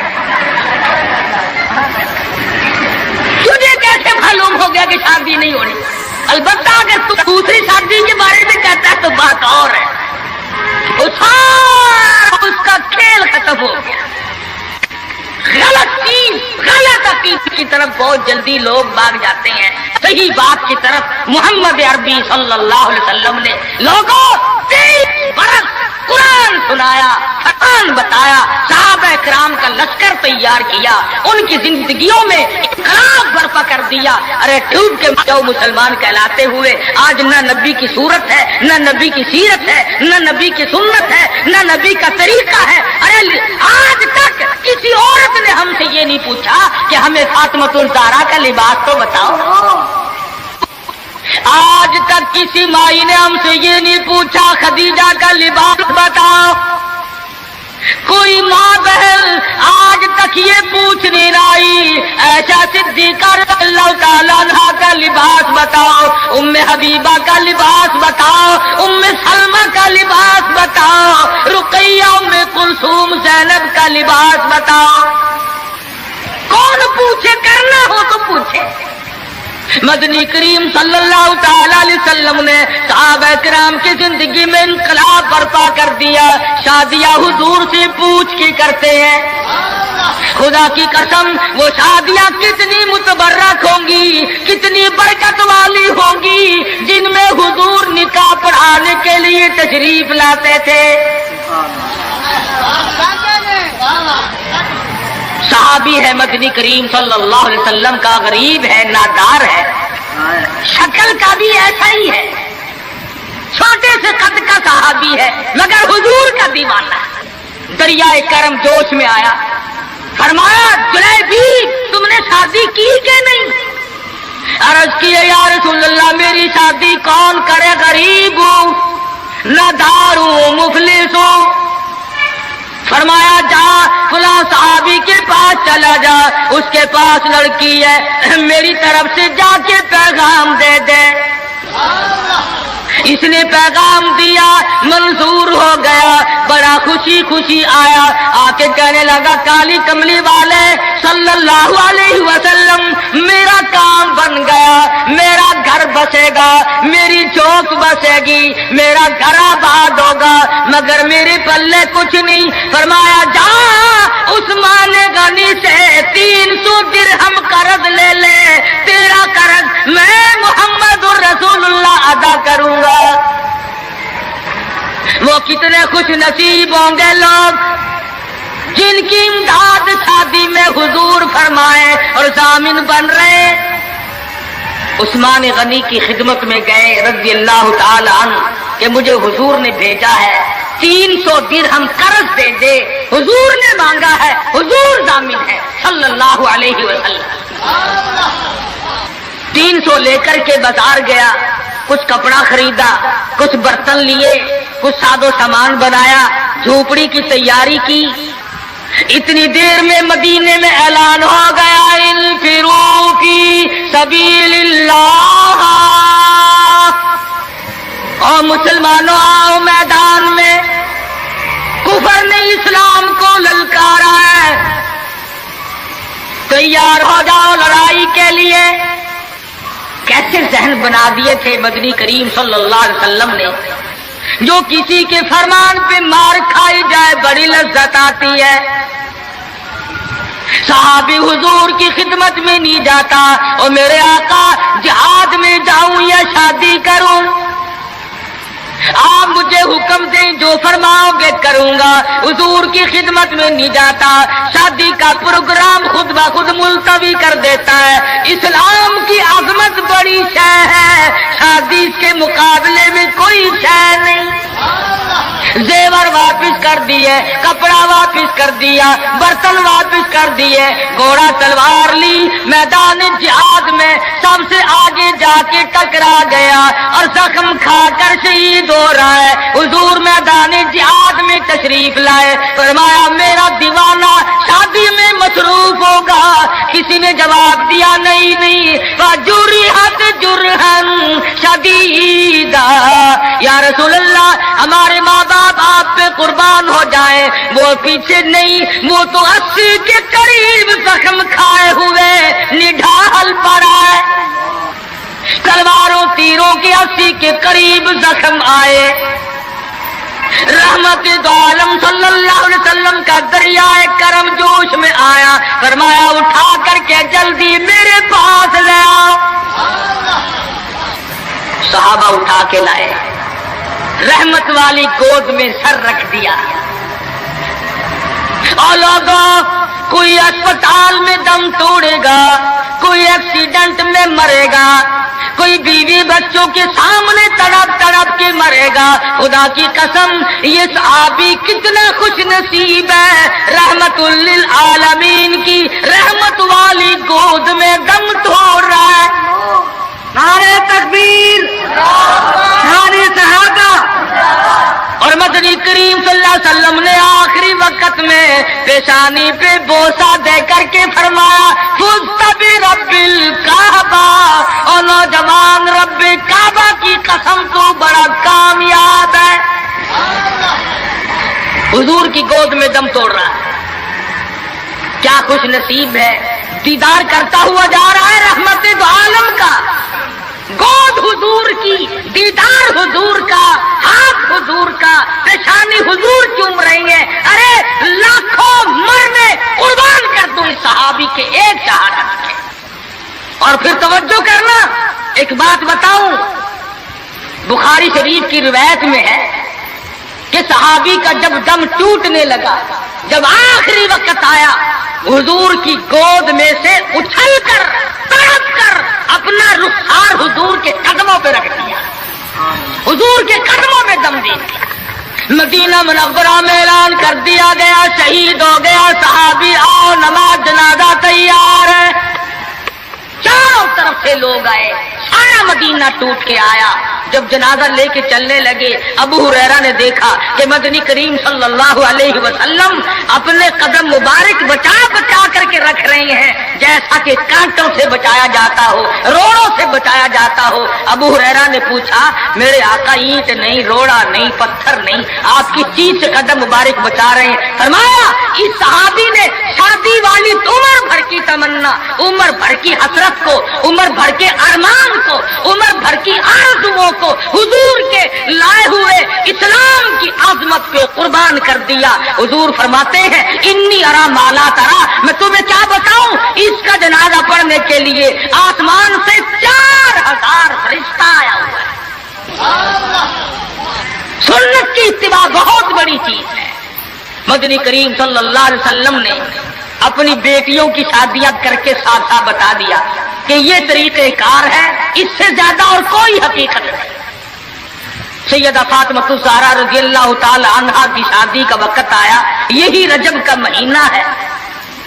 अबू बकर सिद्दीक रज़ियल्लाहु ताला अन्हु और फारूक आज़म को बुलाया, फरमाया तुम्हें पता होना चाहिए फातिमा ज़हरा सियानी हो गई है, मैंने निकाह करना है, मशवरा दो किससे करूं। सुभान अल्लाह, नबी के वो मुशीर भी कितने खुश नसीब हैं कि हुजूर अपनी बेटी के बारे में भी सिद्दीक और फारूक से सलाह फरमा रहे, मशवरा ले रहे। दोनों के दोनों ने साफ फरमाया कि अली से बेहतर कोई नहीं। اندازہ لگاؤ وہ آپس میں اتنی محبت رکھتے تھے کہ ایک دوسرے کی شادی کے بارے میں حضور کو مشورہ دے رہے ہیں۔ فرمایا بہت اچھا، علی مرتضیٰ کو بلاؤ۔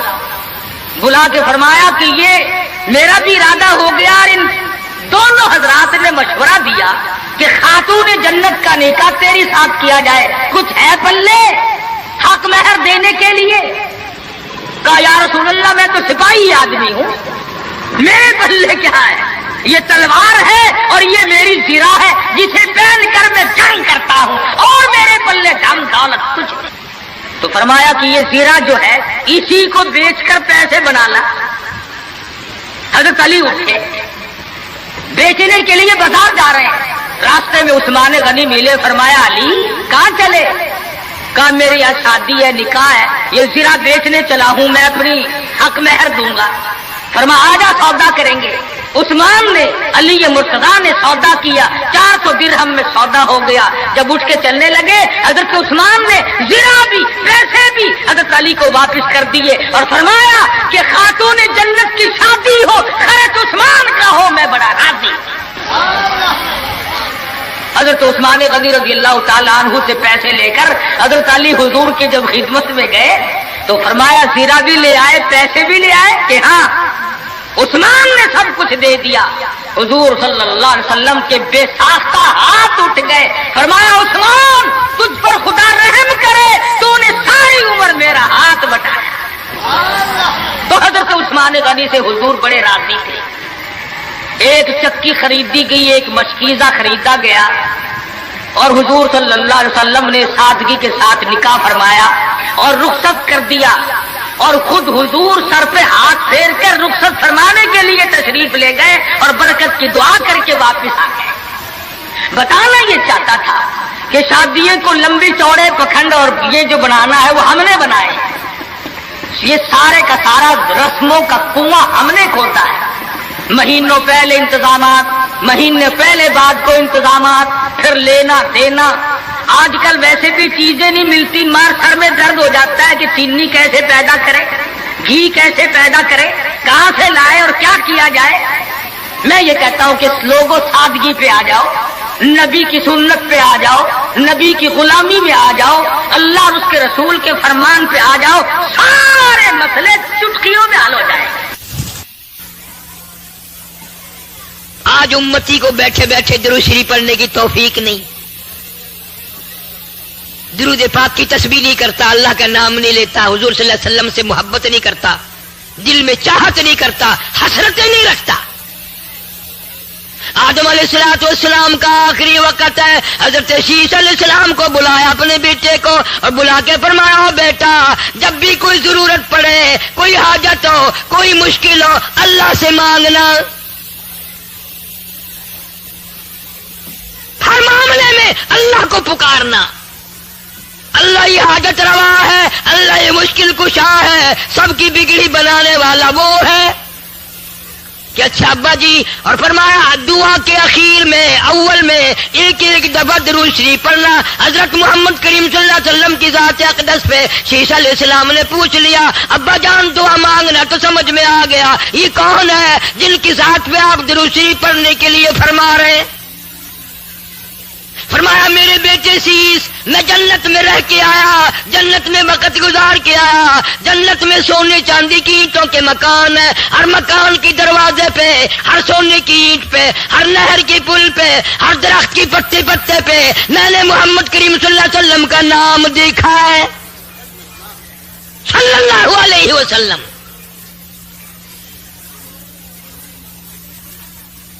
پھر نبی کریم صلی اللہ علیہ وسلم نے حضرت علی شیر خدا رضی اللہ تعالیٰ عنہ کو بلایا اور بلا کے فرمایا حق مہر دینے کے لیے کیا چیز ہے؟ کہا جی میرے پلے کچھ نہیں۔ فرمایا یہ زرہ جو ہے زنجیروں کی کڑیاں جوڑ جوڑ کر ایک کرتا بنایا جاتا تھا، وہ پہن کر پہلے زمانے میں جنگ کرتے تھے، تلوار اثر نہ کرے، تیر اثر نہ کرے۔ فرمایا اے علی یہ زرہ تو تیرے پاس ہے؟ انہوں نے کہا ہاں جی یہ تو ہے، کہ یہی بیچا، بازار میں گیا، آگے ایسا کاروباری ملا، ایسا وپاری ملا، ایسا آڑتی ملا، ایسا دکاندار ملا جناب سیدنا عثمان رضی اللہ تعالیٰ عنہ پوچھا ہے علی بازار میں کیسے خوش خوش پھر رہے ہو کہ آج میری شادی ہے خاتون جنت سے اور یہ زرہ بیچنے آیا ہوں، آؤ سودا کریں گے۔ حضرت عثمان نے سودا کر لیا، 480 درہم میں سودا ہو گیا۔ جب حضرت علی اٹھ کے جانے لگے پیسے بھی دے دیے اور زرہ بھی واپس دے دی، اور یوں فرمایا علی نبی کی بیٹی کا سارا خرچہ عثمان دے گا، سارا خرچہ میں ادا کروں گا، اور جو بھی خرچہ ہوگا میرے ذمے آیا۔ آج تو کسی کی شادی پہ 2 روپے پھینک آئے قیامت تک یاد رکھتا ہے، 5 روپے اگر دے آئے نوندرا یاد رکھتا ہے، تمہیں آج تک پتہ نہیں شادی کا سارا خرچہ حضرت عثمان نے دیا۔ یوں ہی تو نہیں غنی کا لقب دیا مدنی کریم صلی اللہ علیہ وسلم نے۔ اور پھر حضرت علی نے جو لا کر پیسے رکھے ہیں ڈھیر لا دیا، تو آپ صلی اللہ علیہ وسلم نے پوچھا یہ زیرہ بھی لے آیا اور اتنے سارے پیسے بھی لے آیا؟ حضرت علی نے عرض کیا جی ایسا تاجر ملا، ایسا دکاندار ملا، ایسا آڑتی ملا، ایسا کاروباری ملا، اعلان کر دیا خاتون جنت کی شادی ہو خرچہ میرا ہوگا۔ آپ صلی اللہ علیہ وسلم ان پیسوں کو الٹ پلٹ کر رہے ہیں اور خوش ہو رہے ہیں اور یوں فرما رہے ہیں عثمان آج کے بعد تجھے کوئی عمل نقصان نہیں دے سکتا۔ عثمان وہ ہے، اتنا بڑا سخی عثمان۔ ابن عباس رضی اللہ تعالیٰ عنہ فرماتے ہیں میں نے حضور کریم صلی اللہ علیہ وسلم کو خواب میں دیکھا کہ آپ ترکی گھوڑے پہ سوار ہیں، بڑا اعلیٰ درجے کا لباس زیب تن فرمایا ہوا ہے اور اجلت میں ہے، جلدی میں ہے۔ تو ابن عباس کہتے ہیں میں نے عرض کیا یا رسول اللہ صلی اللہ علیہ وسلم تشریف رکھو، بہت دنوں میں زیارت ہوئی۔ فرمایا مجھے بڑی جلدی ہے، عثمان کا آج ایک جنت کی حور سے میں نے نکاح پڑھانا ہے۔ حضرت عثمان کا جنت کی حور سے نکاح پڑھانا ہے۔ کیوں؟ آپ نے فرمایا اس لیے کہ مدینے میں قحط تھا، کال پڑا ہوا تھا، مدینے کے لوگ بھوکے مر رہے تھے، 100 اونٹ حضرت عثمان کے غلے کے آئے ملک شام سے اور مدینے کے بازار میں لا کے بٹھا دیے، غلہ اتارا، مدینے کے دکاندار آئے۔ اللہ ہر مسلمان کو مدینے پاک کی زیارت نصیب فرمائے اور مدینے کی موت عطا فرمائے، مدینے میں قبر کی جگہ نصیب فرمائے۔ 100 اونٹ غلے کے لدے ہوئے مدینے میں آئے، غلہ اتارا، مدینے کے دکاندار آئے، مدینے کے تاجر آئے، کہا عثمان ہم خریدار بن کے آئے ہیں کہ اچھا بتاؤ کیا دو گے؟ کہ بھائی 10 کے مال کے 11 دیں گے۔ کہا نہیں مجھے زیادہ ملتا ہے۔ وہ کہنے لگے 10 کے مال کے 12 دیں گے۔ کہا نہیں مجھے بہت ملتا ہے، کہ بھائی 10 کے مال کے 13 دیں گے۔ فرمایا مجھے زیادہ ملتا ہے۔ تو وہ دکاندار اکڑ کے کہنے لگے یار مدینے کے سارے دکاندار تو ہم کھڑے ہیں، وہ زیادہ دینے والا کون ہے؟ سامنے کیوں نہیں آتا؟ وہ کون سا دکاندار ہے؟ کہاں کے رہنے والا؟ فرمایا من جاء بالحسنتی فلہ عشر امثالھا، خدا کہتا ہے جو میرے نام پہ صدقہ کرتا ہے میں اس کو 10 دنیا میں اور 70 آخرت میں دیتا ہوں۔ تم گواہ ہو جاؤ میں نے ان 100 اونٹوں کے سارے غلے کو بمائے اونٹوں کے اہل مدینہ پہ صدقہ کر دیا، سارے اہل مدینہ پہ صدقہ کر دیا میں نے۔ یہ اس دن حضرت ابن عباس نے خواب میں حضور کریم صلی اللہ علیہ وسلم دیکھا کہ عثمان نے آج ایسا صدقہ کیا، عثمان نے آج ایسی خیرات کی ہے، آج عثمان نے اتنا بڑا دان کیا ہے کہ حضور صلی اللہ علیہ وسلم اس کا نکاح پڑھانے جنت میں تشریف لے جا رہے ہیں۔ کون مقابلہ کرے گا صحابہ کرام کا؟ سخاوت میں نہیں مقابلہ کر سکتا، بہادری میں نہیں، دلیری میں نہیں، ایثار و ہمدردی میں نہیں، قربانی میں کون مقابلہ کرے؟ اور یہ جوان تو عجیب قسم کا جوان ہے۔ اللہ اکبر اللہ اکبر۔ ایک بات تو سوچو، کیا وقت ہوگا جب حضرت عثمان رضی اللہ تعالیٰ عنہ بارات لے کر نبی کے دروازے پہ تشریف لائے ہوں گے۔ دروازہ نبی کا ہے، دلہا عثمان بن کے آیا، گھوڑ عثمان ہے، اور کبھی یوں دیکھو دروازہ ابو بکر صدیق کا ہے اور گھونٹ بن کے نبی آیا کھڑا ہے. افسروں کی اگر شادی ہو تو بارات کی خدمت کے لیے پولیس آتی ہے، فوج آتی ہے. تم سے پوچھتا ہوں، جب نبی کی شادی اما عائشہ صدیقہ سے ہوئی، کیا ہاتھ دھلانے کے لیے فرشتے نہ آئے ہوں گے؟ تیری جنگ میں افسر آ سکتے ہیں، نبی کی جنگ میں فرشتے آئے. کون جان سکتا ہے کہ اس دن کیا مقام ہوگا اور آسمانوں پہ کتنی خوشی منائی گئی ہوگی جس دن مدنی کریم صلی اللہ علیہ وسلم ابو بکر کے دروازے پہ دلہا گوٹ بن کے آیا، عائشہ صدیقہ کو پرنانے آیا.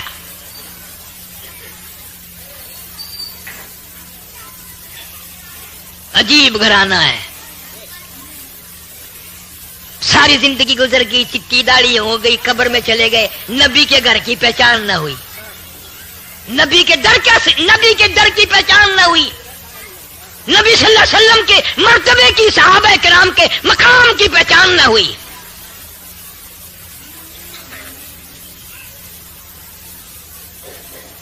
خاتون جنت سیدہ فاطمہ الزہرا رضی اللہ تعالی عنہا، پیاری بیٹی، دروازے پہ حضور صلی اللہ علیہ وسلم تشریف لائے اور آواز دی، بیٹی میں اندر آیا چاہتا ہوں. اندر سے آواز آئی، ابا تشریف لانے سے پہلے اپنی چادر اندر پھینک دو. آپ صلی اللہ علیہ وسلم نے چادر اندر پھینک دی اور پھر تشریف لائے گھر میں بیٹی کے. فرمایا آج کیا بات تھی؟ چادر مانگی پہلے. عرض کی ابا اتنا کپڑا نہیں ہے جو سارا بدن چھپا سکوں، اتنی تنگی ہے، اتنی غربت ہے، اتنی پریشانی ہے کہ بدن چھپانے کے لیے بھی کپڑا نہیں ہے. مدنی کریم صلی اللہ علیہ وسلم کی لختی جگر نے مصلی پہ کھڑی ہو کر نماز کی نیت باندھی، دڑام سے گر پڑی، پھر نیت باندھی، پھر گر پڑی، پھر نیت باندھی، پھر گر پڑی. حضور صلی اللہ علیہ وسلم نے پوچھا بیٹی کیا بات ہے؟ عرض کی ابا آج تیری لختی جگر کا 4 دن کا فاقہ ہے. دریائے کرم جوش میں آ گیا. فرمایا مسلح تو اٹھا. مسلح اٹھا کے کیا دیکھتی ہے؟ جانماز کے نیچے کی زمین، ساری زمین سونے کی بن گئی. فرمایا جتنا چاہے سونا اٹھا لے، مگر قیامت میں حساب دینا پڑے گا. تم ہوتے یا میں ہوتا گڈڑی بند لیندے او ڈٹھا ویسے قیامت دا حساب و کتاب. ہوں تو سونا مار گھنو کم آسی، اساں بھوک مردے پئے ہیں تو آنکو قیامت دے حساب دی پئی ہے. خاتون جنت فاطمہ الزہرا رضی اللہ تعالی عنہا نے قسم پروردگار کی سونے کے اوپر تھوک دیا، مسلح ڈال دیا. ابا جان فاقے منظور ہے، تنگی منظور ہے، قیامت کا حساب و کتاب منظور نہیں. آخری وقت ہے. فاطمہ الزہرا رضی اللہ تعالی عنہا کا حضرت علی کو بلایا اور بلا کے فرمایا علی شیر خدا میری ایک وصیت ہے، میری ایک نصیحت ہے. میرا اگر انتقال دن میں ہو جائے، میری موت اگر دن میں آ جائے، جنازہ پھر بھی رات کو اٹھانا. کیوں؟ فرمایا زندگی میں غیر محرم کی نظر مجھ پہ نہیں پڑی، میرا دل چاہتا ہے میرے جنازے پہ بھی غیر کی نظر نہ پڑنے پائے. نبی کی بیٹی کا طریقہ دیکھ، جنت کے سردار کا طریقہ دیکھ، حسنین کریمین کی اماں کا طریقہ دیکھ، حضرت علی رضی اللہ تعالیٰ عنہ کی گھر والی کا طریقہ دیکھو.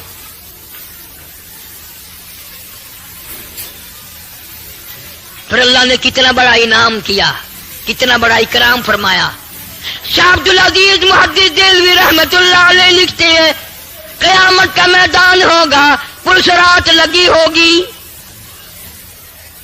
500 سال کا سفر اس پل سرات کی چڑھائی ہے، اور 500 سال کا سفر برابری ہے، اور 500 سال کا سفر لہائی، 1500 سال کا سفر ہے.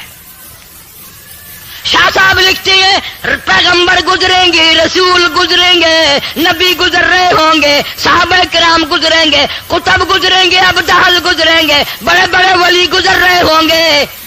قیامت کے میدان میں ایک فرشتہ اعلان کرے گا یا معاشر الانبیاء والاولیاء یغضوا من ابصارکم، او آدم صفی اللہ، اے نوح نجی اللہ، اے ابراہیم خلیل اللہ، اے اسماعیل ذبیح اللہ، اے موسیٰ کلیم اللہ، اے ایوب علیہ السلام، اے یوسف علیہ السلام، تمام رسول بھی، نبی بھی، پیغمبر بھی، قطب بھی، ابدال بھی، اپنی نگاہوں کو نیچی کر لو، فاطمۃ الزہرا پلسراج سے گزرنے والی ہے، آنکھیں بند کر لو، نبی کی بیٹی پردہ دار پلسراج سے گزرنے والی ہے۔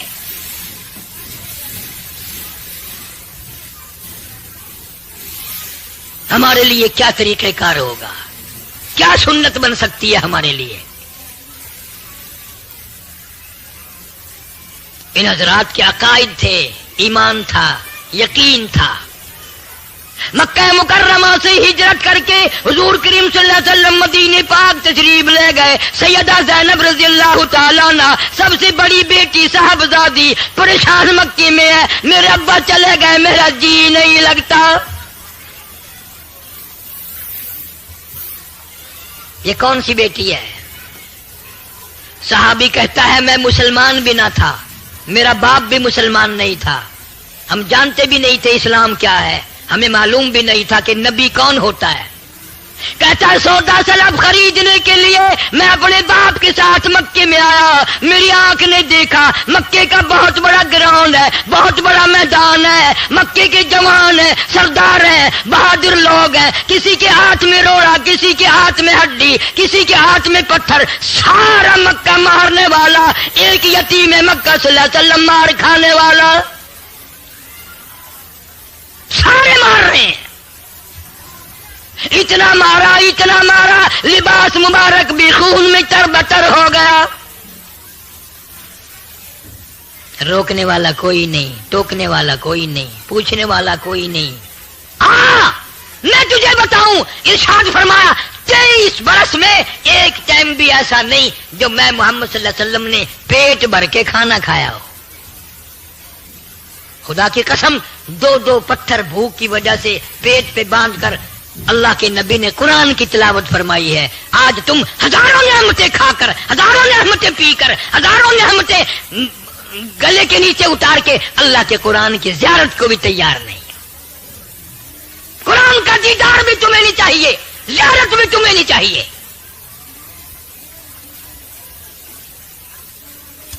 ہم روتے ہیں پھر ہماری اولاد اچھی نہیں، گھر کا ماحول اچھا نہیں۔ ماحول کیسے بنے گا؟ تم نے خود بگاڑا ماحول کو۔ چھوٹی چھوٹی معصوم بچیاں، چھوٹے چھوٹے بچے، ٹی وی فلم دکھا دکھا کر تم نے اپنی بچیوں کو بدمعاش بنا دیا۔ تیرے گھر میں غیرت کہاں سے آئے گی؟ شرم کہاں سے آئے گی؟ محبت کہاں سے آئے گی؟ تم نے معصوم بچیوں کا پردہ اتار دیا، تم نے معصوم بچیوں کے دلوں سے، دماغوں سے شرم حیا کا پردہ نکال دیا۔ کون تمہیں سمجھائے گا؟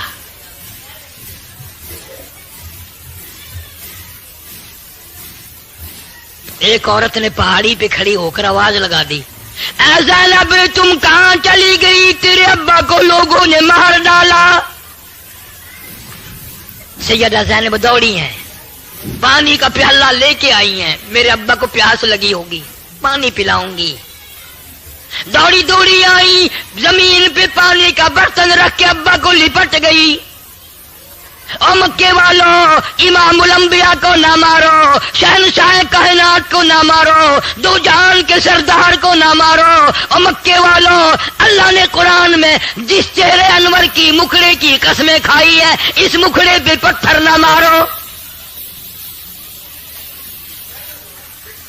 مکے والے شرما کے چلے گئے۔ حضور کریم سارے زور سے کہہ دو صلی اللہ۔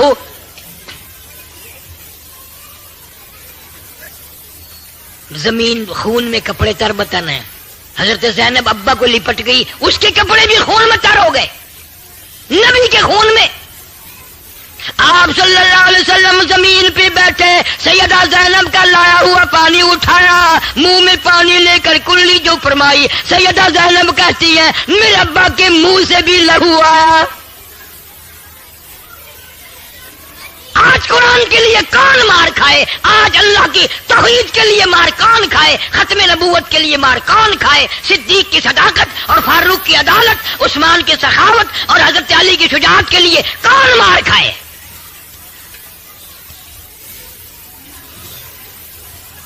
حضرت زینب رضی اللہ تعالیٰ عنہ ابا سے پوچھنے لگی کیا جھگڑا ہے، کیا تنازع ہے؟ میرے ابا یہ لوگ کیوں مارتے ہیں؟ کیا وجہ ہے؟ کیوں مار پڑ رہی ہے؟ کتنی مدت ہو گئی؟ آپ نے فرمایا بیٹی زینب تیرا ابا ان کو جنت میں داخل کرانا چاہتا ہے، دوزخ سے نکال کر جنت الفردوس کا وارث بناتا ہے، تیرا ابا ان کو اللہ کا قرآن سناتا ہے، اس لیے مارتے ہیں۔ سیدہ زینب رونے لگی رضی اللہ تعالیٰ عنہ اور ہاتھ پکڑ کے کہنے لگی، پلہ پکڑ لیا، گھر تشریف لے چلو، امی جان سنیں گی، رقیہ بہن سنیں گی، ام کلثوم بہن سنیں گی، چھوٹی بہن فاطمہ سنیں گی، میں سنوں گی، یہ نہیں سنتے تو انہیں نہ سناؤ۔ فرمایا لگتے جگر میری بڑی مجبوری ہے، مجھے اللہ کا قرآن آیا وَأَنذِرْ عَشِيرَتَكَ الْأَقْرَبِينَ وَأَنذِرْ عَشِيرَتَكَ الْأَقْرَبِينَ۔ میرے اللہ نے حکم دیا میرے محبوب کریم صلی اللہ علیہ وسلم پتھر کھاتا جا، مار کھاتا جا، میرا قرآن سناتا جا۔ میری جان ختم ہو سکتی ہے، میں اپنی جان مکا سکتا ہوں، اللہ کا قرآن نہیں میں چھوڑ سکتا۔ آج ہم سب چیزیں چھوڑتے ہیں، اصل تو نماز نہیں پڑھتے، مرد عورت حج بھی کر لیتے ہیں، نماز نہیں پڑھتے۔ دیکھو کتنی گناہ کی بات ہے، بیت اللہ کی زیارت کی، حضور صلی اللہ علیہ وسلم کے روضہ اقدس کی زیارت کر کے بھی شرم آتا نہیں، نماز نہیں پڑھتے۔ اور اگر کوئی پڑھتا بھی ہے تو نمازی نہیں مرتا، بے نماز ہو کے مرتا ہے۔ 2 دن پہلے، 10 دن پہلے، 4 دن پہلے نماز کا بیڑا غرق کر دیتا ہے۔ میں تو بیمار ہوں، اسپتال میں ہوں، اسپتال میں نماز کیسی؟ اور یہ خیال نہیں آتا بہت ممکن ہے کہ میرا آخری وقت ہو، نماز تو پڑھتا جاؤں۔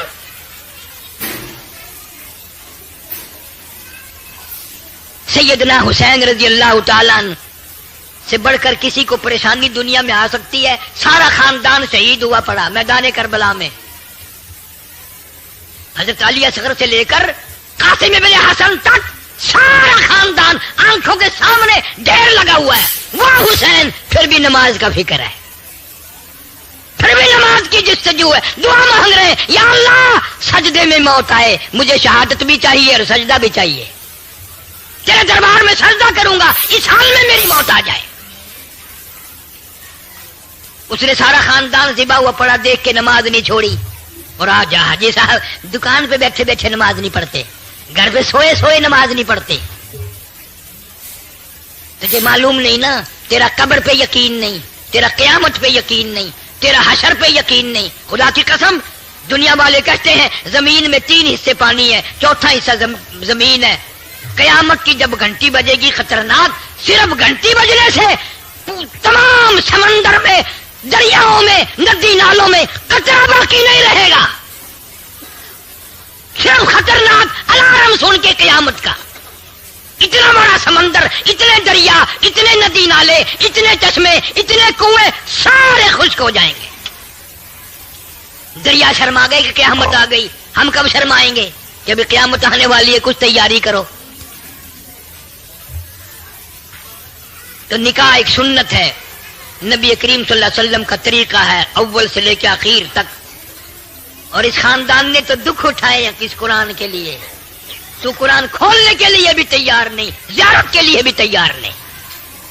سیدہ زینب رضی اللہ تعالیٰ عنہ حضور صلی اللہ علیہ وسلم کی ہجرت کے بعد مکے کی گلیوں میں چکر لگاتی ہے، محلے میں کہتی پھرتی ہے اور مکے والوں جس کی میں نے سوئی دینی ہے وہ اپنی سوئی لے لے، جس کا میں نے دھاگا لے رکھا وہ دھار واپس لے لے، جس کا میں نے آٹا دینا وہ وصول کر لے، میں مدینے جاؤں گی، کل کو کوئی یوں نہ کہنا نبی کی بیٹی ہماری سوئی لے کے چلی گئی۔ رات کو چوریوں نکلی ہے، چھپ کے نکلی ہے، 3 میل پہ جا کر مکے کے کافروں نے پکڑ لیا، مارا ہے اور گھسیٹا ہے، اونٹ سے نیچے گرا دیا حضرت زینب کو۔ حمل سے تھی ساکت ہو گیا، خون جو بہنے لگا، مدینے جانے تک بند نہیں ہوا، بیمار ہو گئی، سوکھ سوکھ کر کانٹا بن گئی۔ جب مدینے دوسری مرتبہ نکل کے پہنچی ہیں، حضور صلی اللہ علیہ وسلم کی نظر پڑی، فرمایا بیٹی زینب تیرا کیا حال بن گیا؟ روتی ابا مجھے مکے والوں نے مارا ہے۔ فرمایا مبارک ہو اللہ کے قرآن کے لیے، اللہ کے دین کے لیے میں نبی صلی اللہ علیہ وسلم کی دھی کو بیمار کھانی پڑی، مسلسل بیمار رہی، اطلاع ملی تمہاری بیٹی زینب انتقال کر گئی۔ یوں فرمایا میری بچی بڑی مجاہدہ تھی، غسل دو اچھی طرح، کفن میں لے کے آؤں گا۔ اچھی طرح سے غسل دیا گیا، بتایا گیا، غسل دیا جا چکا۔ آپ ایک پرانی سی چادر لے کے تشریف لائے اور قریب کھڑے ہو کے فرمایا او میری بیٹی زینب میرے پاس یہ چادر ہے، میں تجھے کفن کے لیے دیتا ہوں، اس وقت تیرے ابا کے پاس اور کپڑا کوئی نہیں۔ ایک مر رہا ہے اور ایک رنگریلیاں بنا رہا ہے۔ راولپنڈی کے شہری لوگ تنگ، 26 فٹ پانی شہر کی گلیوں سے گزر گئے، کیمپوں میں لوگ پڑے ہیں، تنگ ہیں، مکانات بے شمار منہدم ہو گئے، اور ہم دو جھنڈی مجھے بھی دینا بھائی، میں نے بھی اپنے سر پہ لگانی ہے، جھنڈی تو لگانی ہے، کبھی بارڈر پہ جا کے تو للکار کسی کو۔ ادھر ایٹم بم بن رہے ہیں، ادھر مسلمانوں کے گلوں پہ چھرے چل رہے ہیں، ہم رنگ برنگی جھنڈیوں کے پیچھے پھر رہے ہیں۔ سال میں 4 موقع بنا دیے قوم کو کھلانے کے، تماشا دکھانے کے کہ تم اسی دھندے میں لگے رہو۔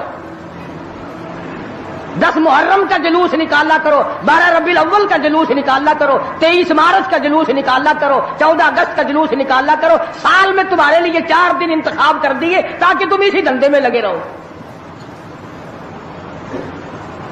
خداوند عالم اتنی بڑی طاقت کا مالک ہے کہ اگر وہ ناراض ہو گیا تو پھر اجتماعی عذاب آئے گا، قومی عذاب نہ آ جائے۔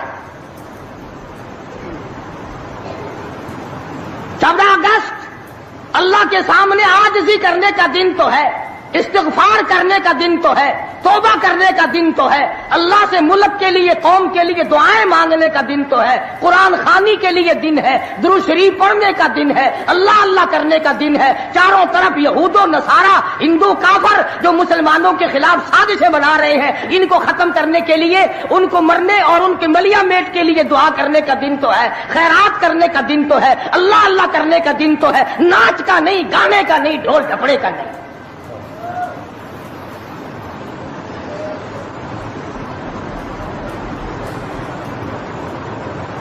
ترقی اس کا نام نہیں کہ فلاں جگہ اونٹوں کی دوڑ ہو گئی، فلاں جگہ گھوڑوں کی دوڑ ہو گئی، فلاں جگہ لوگوں کی دوڑ ہو گئی، فلاں جگہ چھوکروں کی دوڑ ہو گئی۔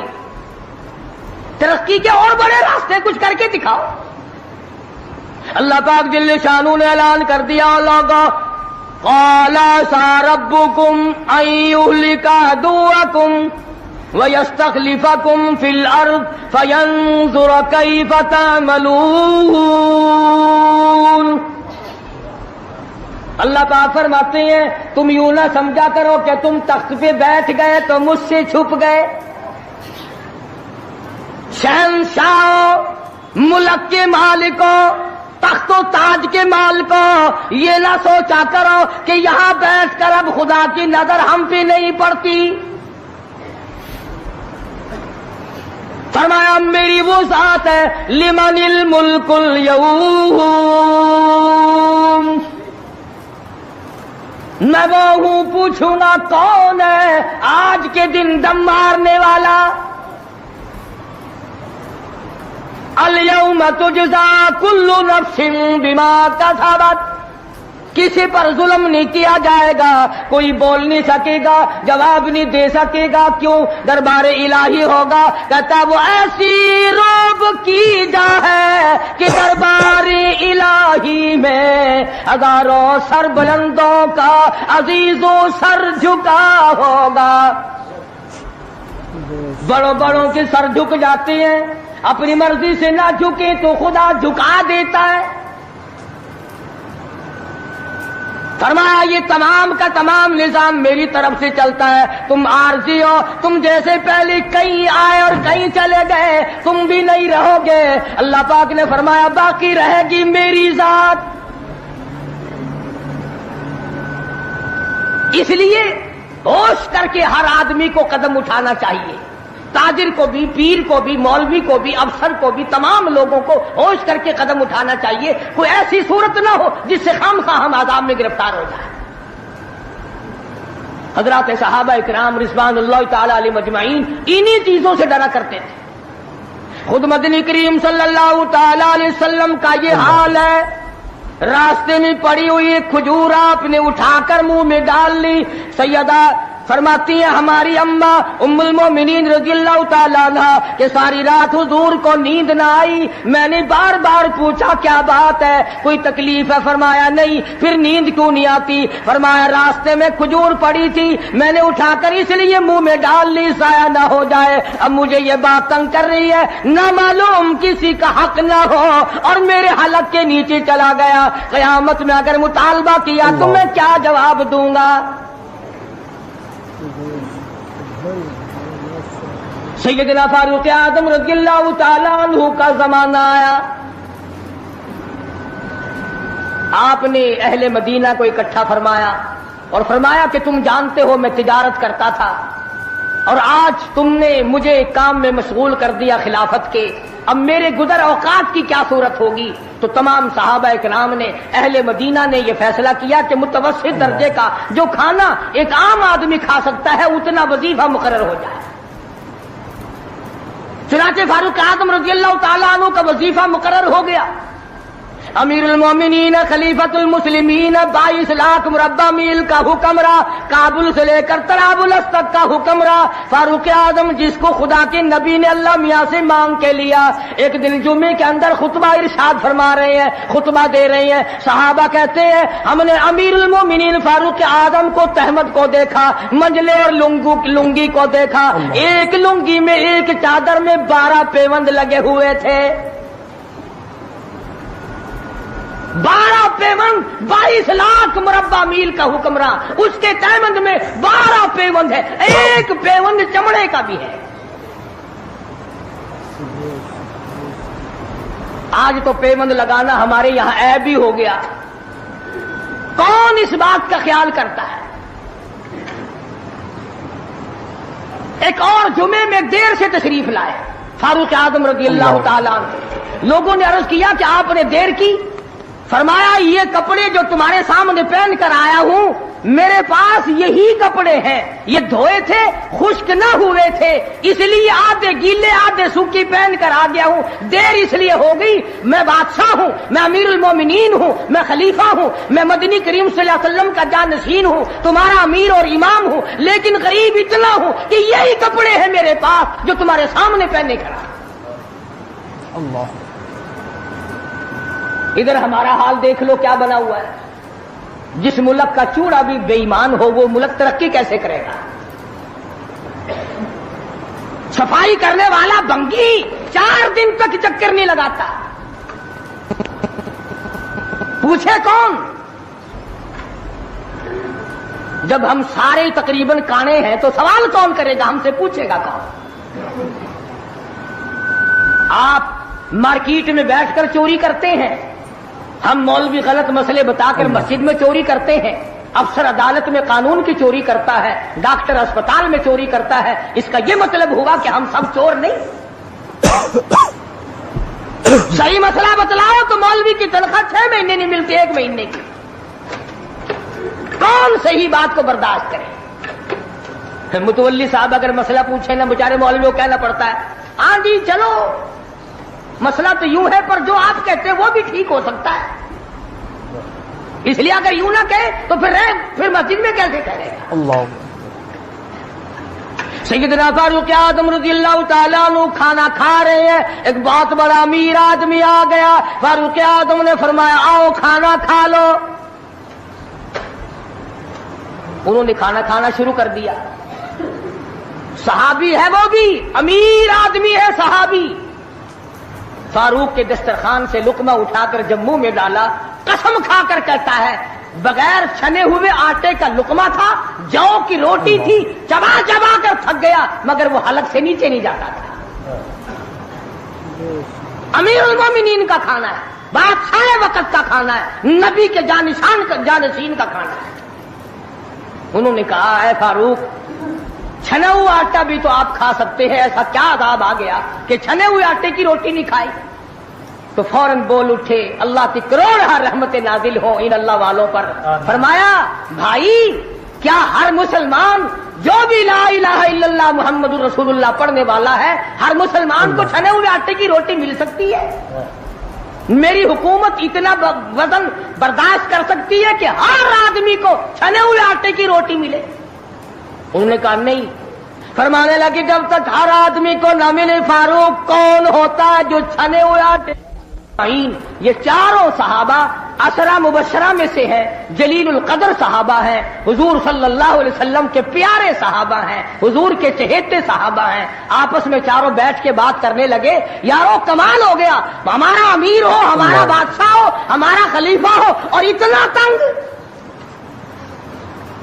اتنی تنگ دستی میں زندگی کٹ رہی ہو۔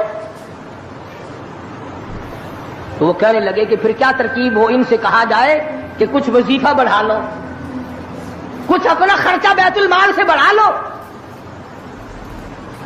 کسی کی جرت نہ ہوئی۔ ایک صحابی نے مشورہ دیا کہ یوں کرو، سیدہ حفصہ رضی اللہ تعالی عنہا فاروق اعظم کی بیٹی ہیں اور محمد عربی سب کہہ دو صلی اللہ علیہ وسلم کی گھر والی ہے، ان سے جا کر درخواست کرو، بیٹی اپنے ابا سے کہے گی شاید بات بن جائے، یعنی فائدہ بھی فاروق کا ہو، مطلب کی بات بھی فاروق اعظم کی ہو، مگر کہنے کو کوئی تیار نہیں، اتنا ڈر ہے کہ یہ اپنے مطلب کی بھی نہیں سنے گا۔ آج کل تو ہمیں بنا کے لانے پڑتے ہیں کہ پہلے ہمیں کوئی مولانا کہنے والا ملے، فلاں صاحب کہنے والا ملے، شاہ صاحب کہنے والا ملے، 7 چمچے لے جانے پڑتے ہیں۔ اللہ فاروق اعظم رضی اللہ تعالیٰ عنہ اپنی لگتے جگر سیدہ حفصہ رضی اللہ تعالیٰ عنہ سے ملاقات کے لیے گئے۔ حضرت حفصہ رضی اللہ تعالیٰ عنہ نے عرض کر دیا، ابا جان یہ کیا حالت بنا رکھی ہے، یا یہ کیا پریشانی کی حالت ہے، یہ کیا تنگی کی حالت ہے، آپ کچھ وظیفہ بڑھا لیں، آپ کچھ اپنا خرچہ بڑھا لیں، اس لیے کہ مسلمان لوگ اس حالت کو دیکھنے کے لیے تیار نہیں۔ اب تو کہہ دینا چاہیے تھا کہ بھی جو کچھ وہ بڑھانا چاہیں بڑھا دیں، تنگ تو میں واقعی ہوں۔ فرمایا اے حفصہ تو ان لوگوں کے نام بتا جو تیرے پاس فرمائش کرنے آئے تھے، اور فرمایا سب سے پہلے او حفصہ او میری لگتے جگر، اے میری بیٹی تیرے سامنے زندگی گزری ہے محمد عربی صلی اللہ تعالی علیہ وسلم کی، تو حضور اکرم صلی اللہ علیہ وسلم کا کھانا بتا۔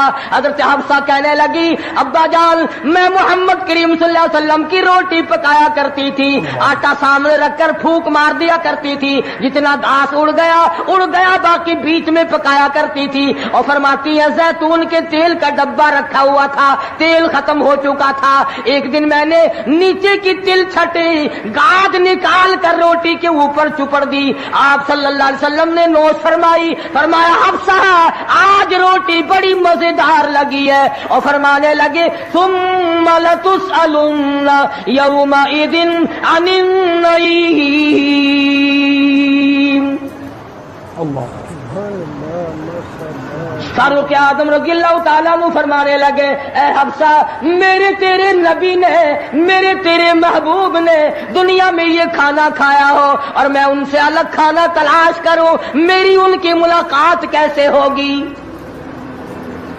اور فرمایا اے حفصہ بستر بتا محمد کریم صلی اللہ تعالی علیہ وسلم کا۔ فرمانے لگی ایک ٹاٹ کی لمبی ساری چادر بنی ہوئی تھی، دوپہر گرمی میں اس کو 4 طے کر کے بچھا لیا جاتا تھا، سردیوں میں آدھا نیچے آدھا اوپر اوڑھ لیا جاتا تھا۔ فاروق اعظم رونے لگے حفصہ محمد کریم صلی اللہ علیہ وسلم اس حالت میں رخصت ہو گئے، اور پھر آپ نے پوچھا اے حفصہ آخری وقت میں مدنی کریم صلی اللہ علیہ وسلم کے بدن مبارک پہ لباس کیسا تھا؟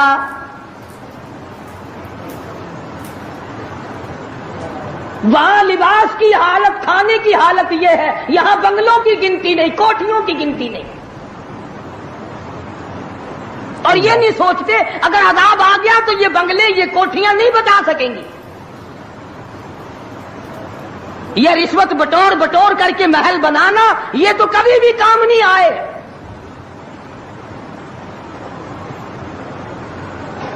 لوگوں کے ذہن کو گندا کرنے کے لیے طریقہ کار بنا رکھے. خدا کی بات پرس سے کون پیچھے رہ سکتا ہے؟ جب وہ پکڑتا ہے پھر توبہ کی مہلت نہیں دیتا. فرعون کے سر میں 400 سال تک درد کبھی نہیں ہوا, نزلہ کبھی نہیں ہوا.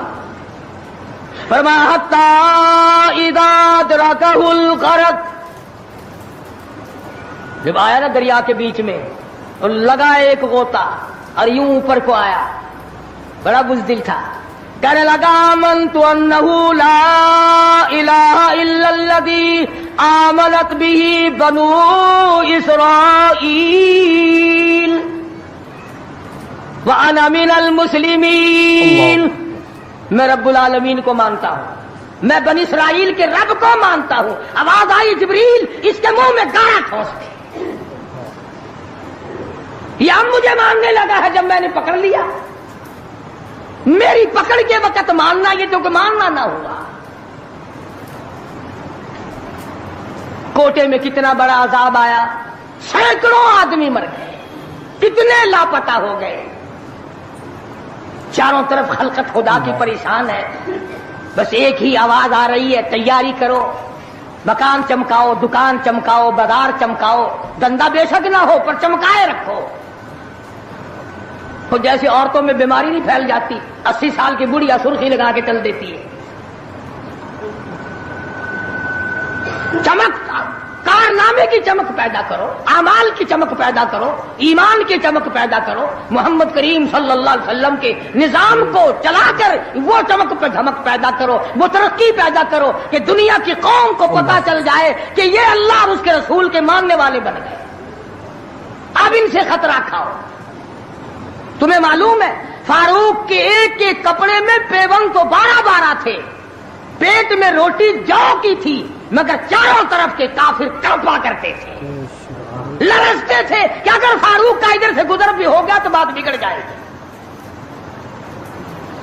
یہاں تک حالات بنے صحابہ کرام کے اللہ تعالیٰ کی کروڑ رحمت نازل ہو. صحابہ کرام کی قبروں پر آمین کہو کہ 5 لاکھ کے مقابلے میں 5 محمد کے غلام کامیاب ہو گئے.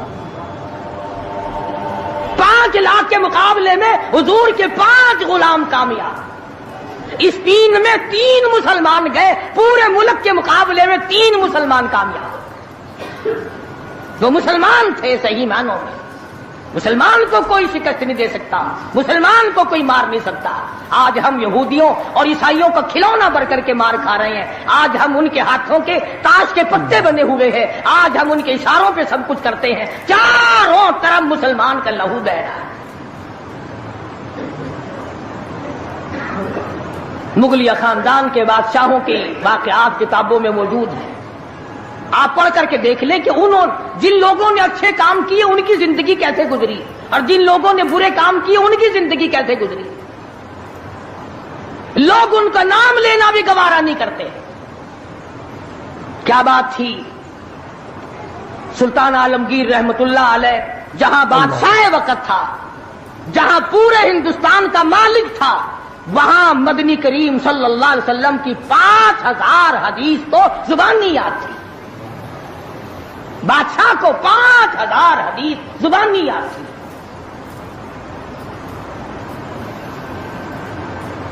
سلطان صلاح الدین خلجی رحمہ اللہ بادشاہ گزرا ہے. ہمارے یہاں عربی مدارس میں ہدایہ کتاب پڑھائی جاتی ہے 2 سال میں, پڑھنی آتی ہے سمجھی تو کیا جائے گی. سلطان صلاح الدین خلجی بادشاہ ہو کر مکمل ہدایہ زبانی یاد تھا, زبانی یاد تھا. عالمگیر بادشاہ کی فوج کا جو کمانڈر تھا وہ اتنا بڑا عالم تھا کہ آج بھی شرح عقائد وغیرہ اور امور عامہ اور میر زاہد وغیرہ جو کتابیں ہیں منطق کی اور طرح طرح کی, یہ تمام عالمگیر کی فوج کے کمانڈر کی لکھی ہوئی.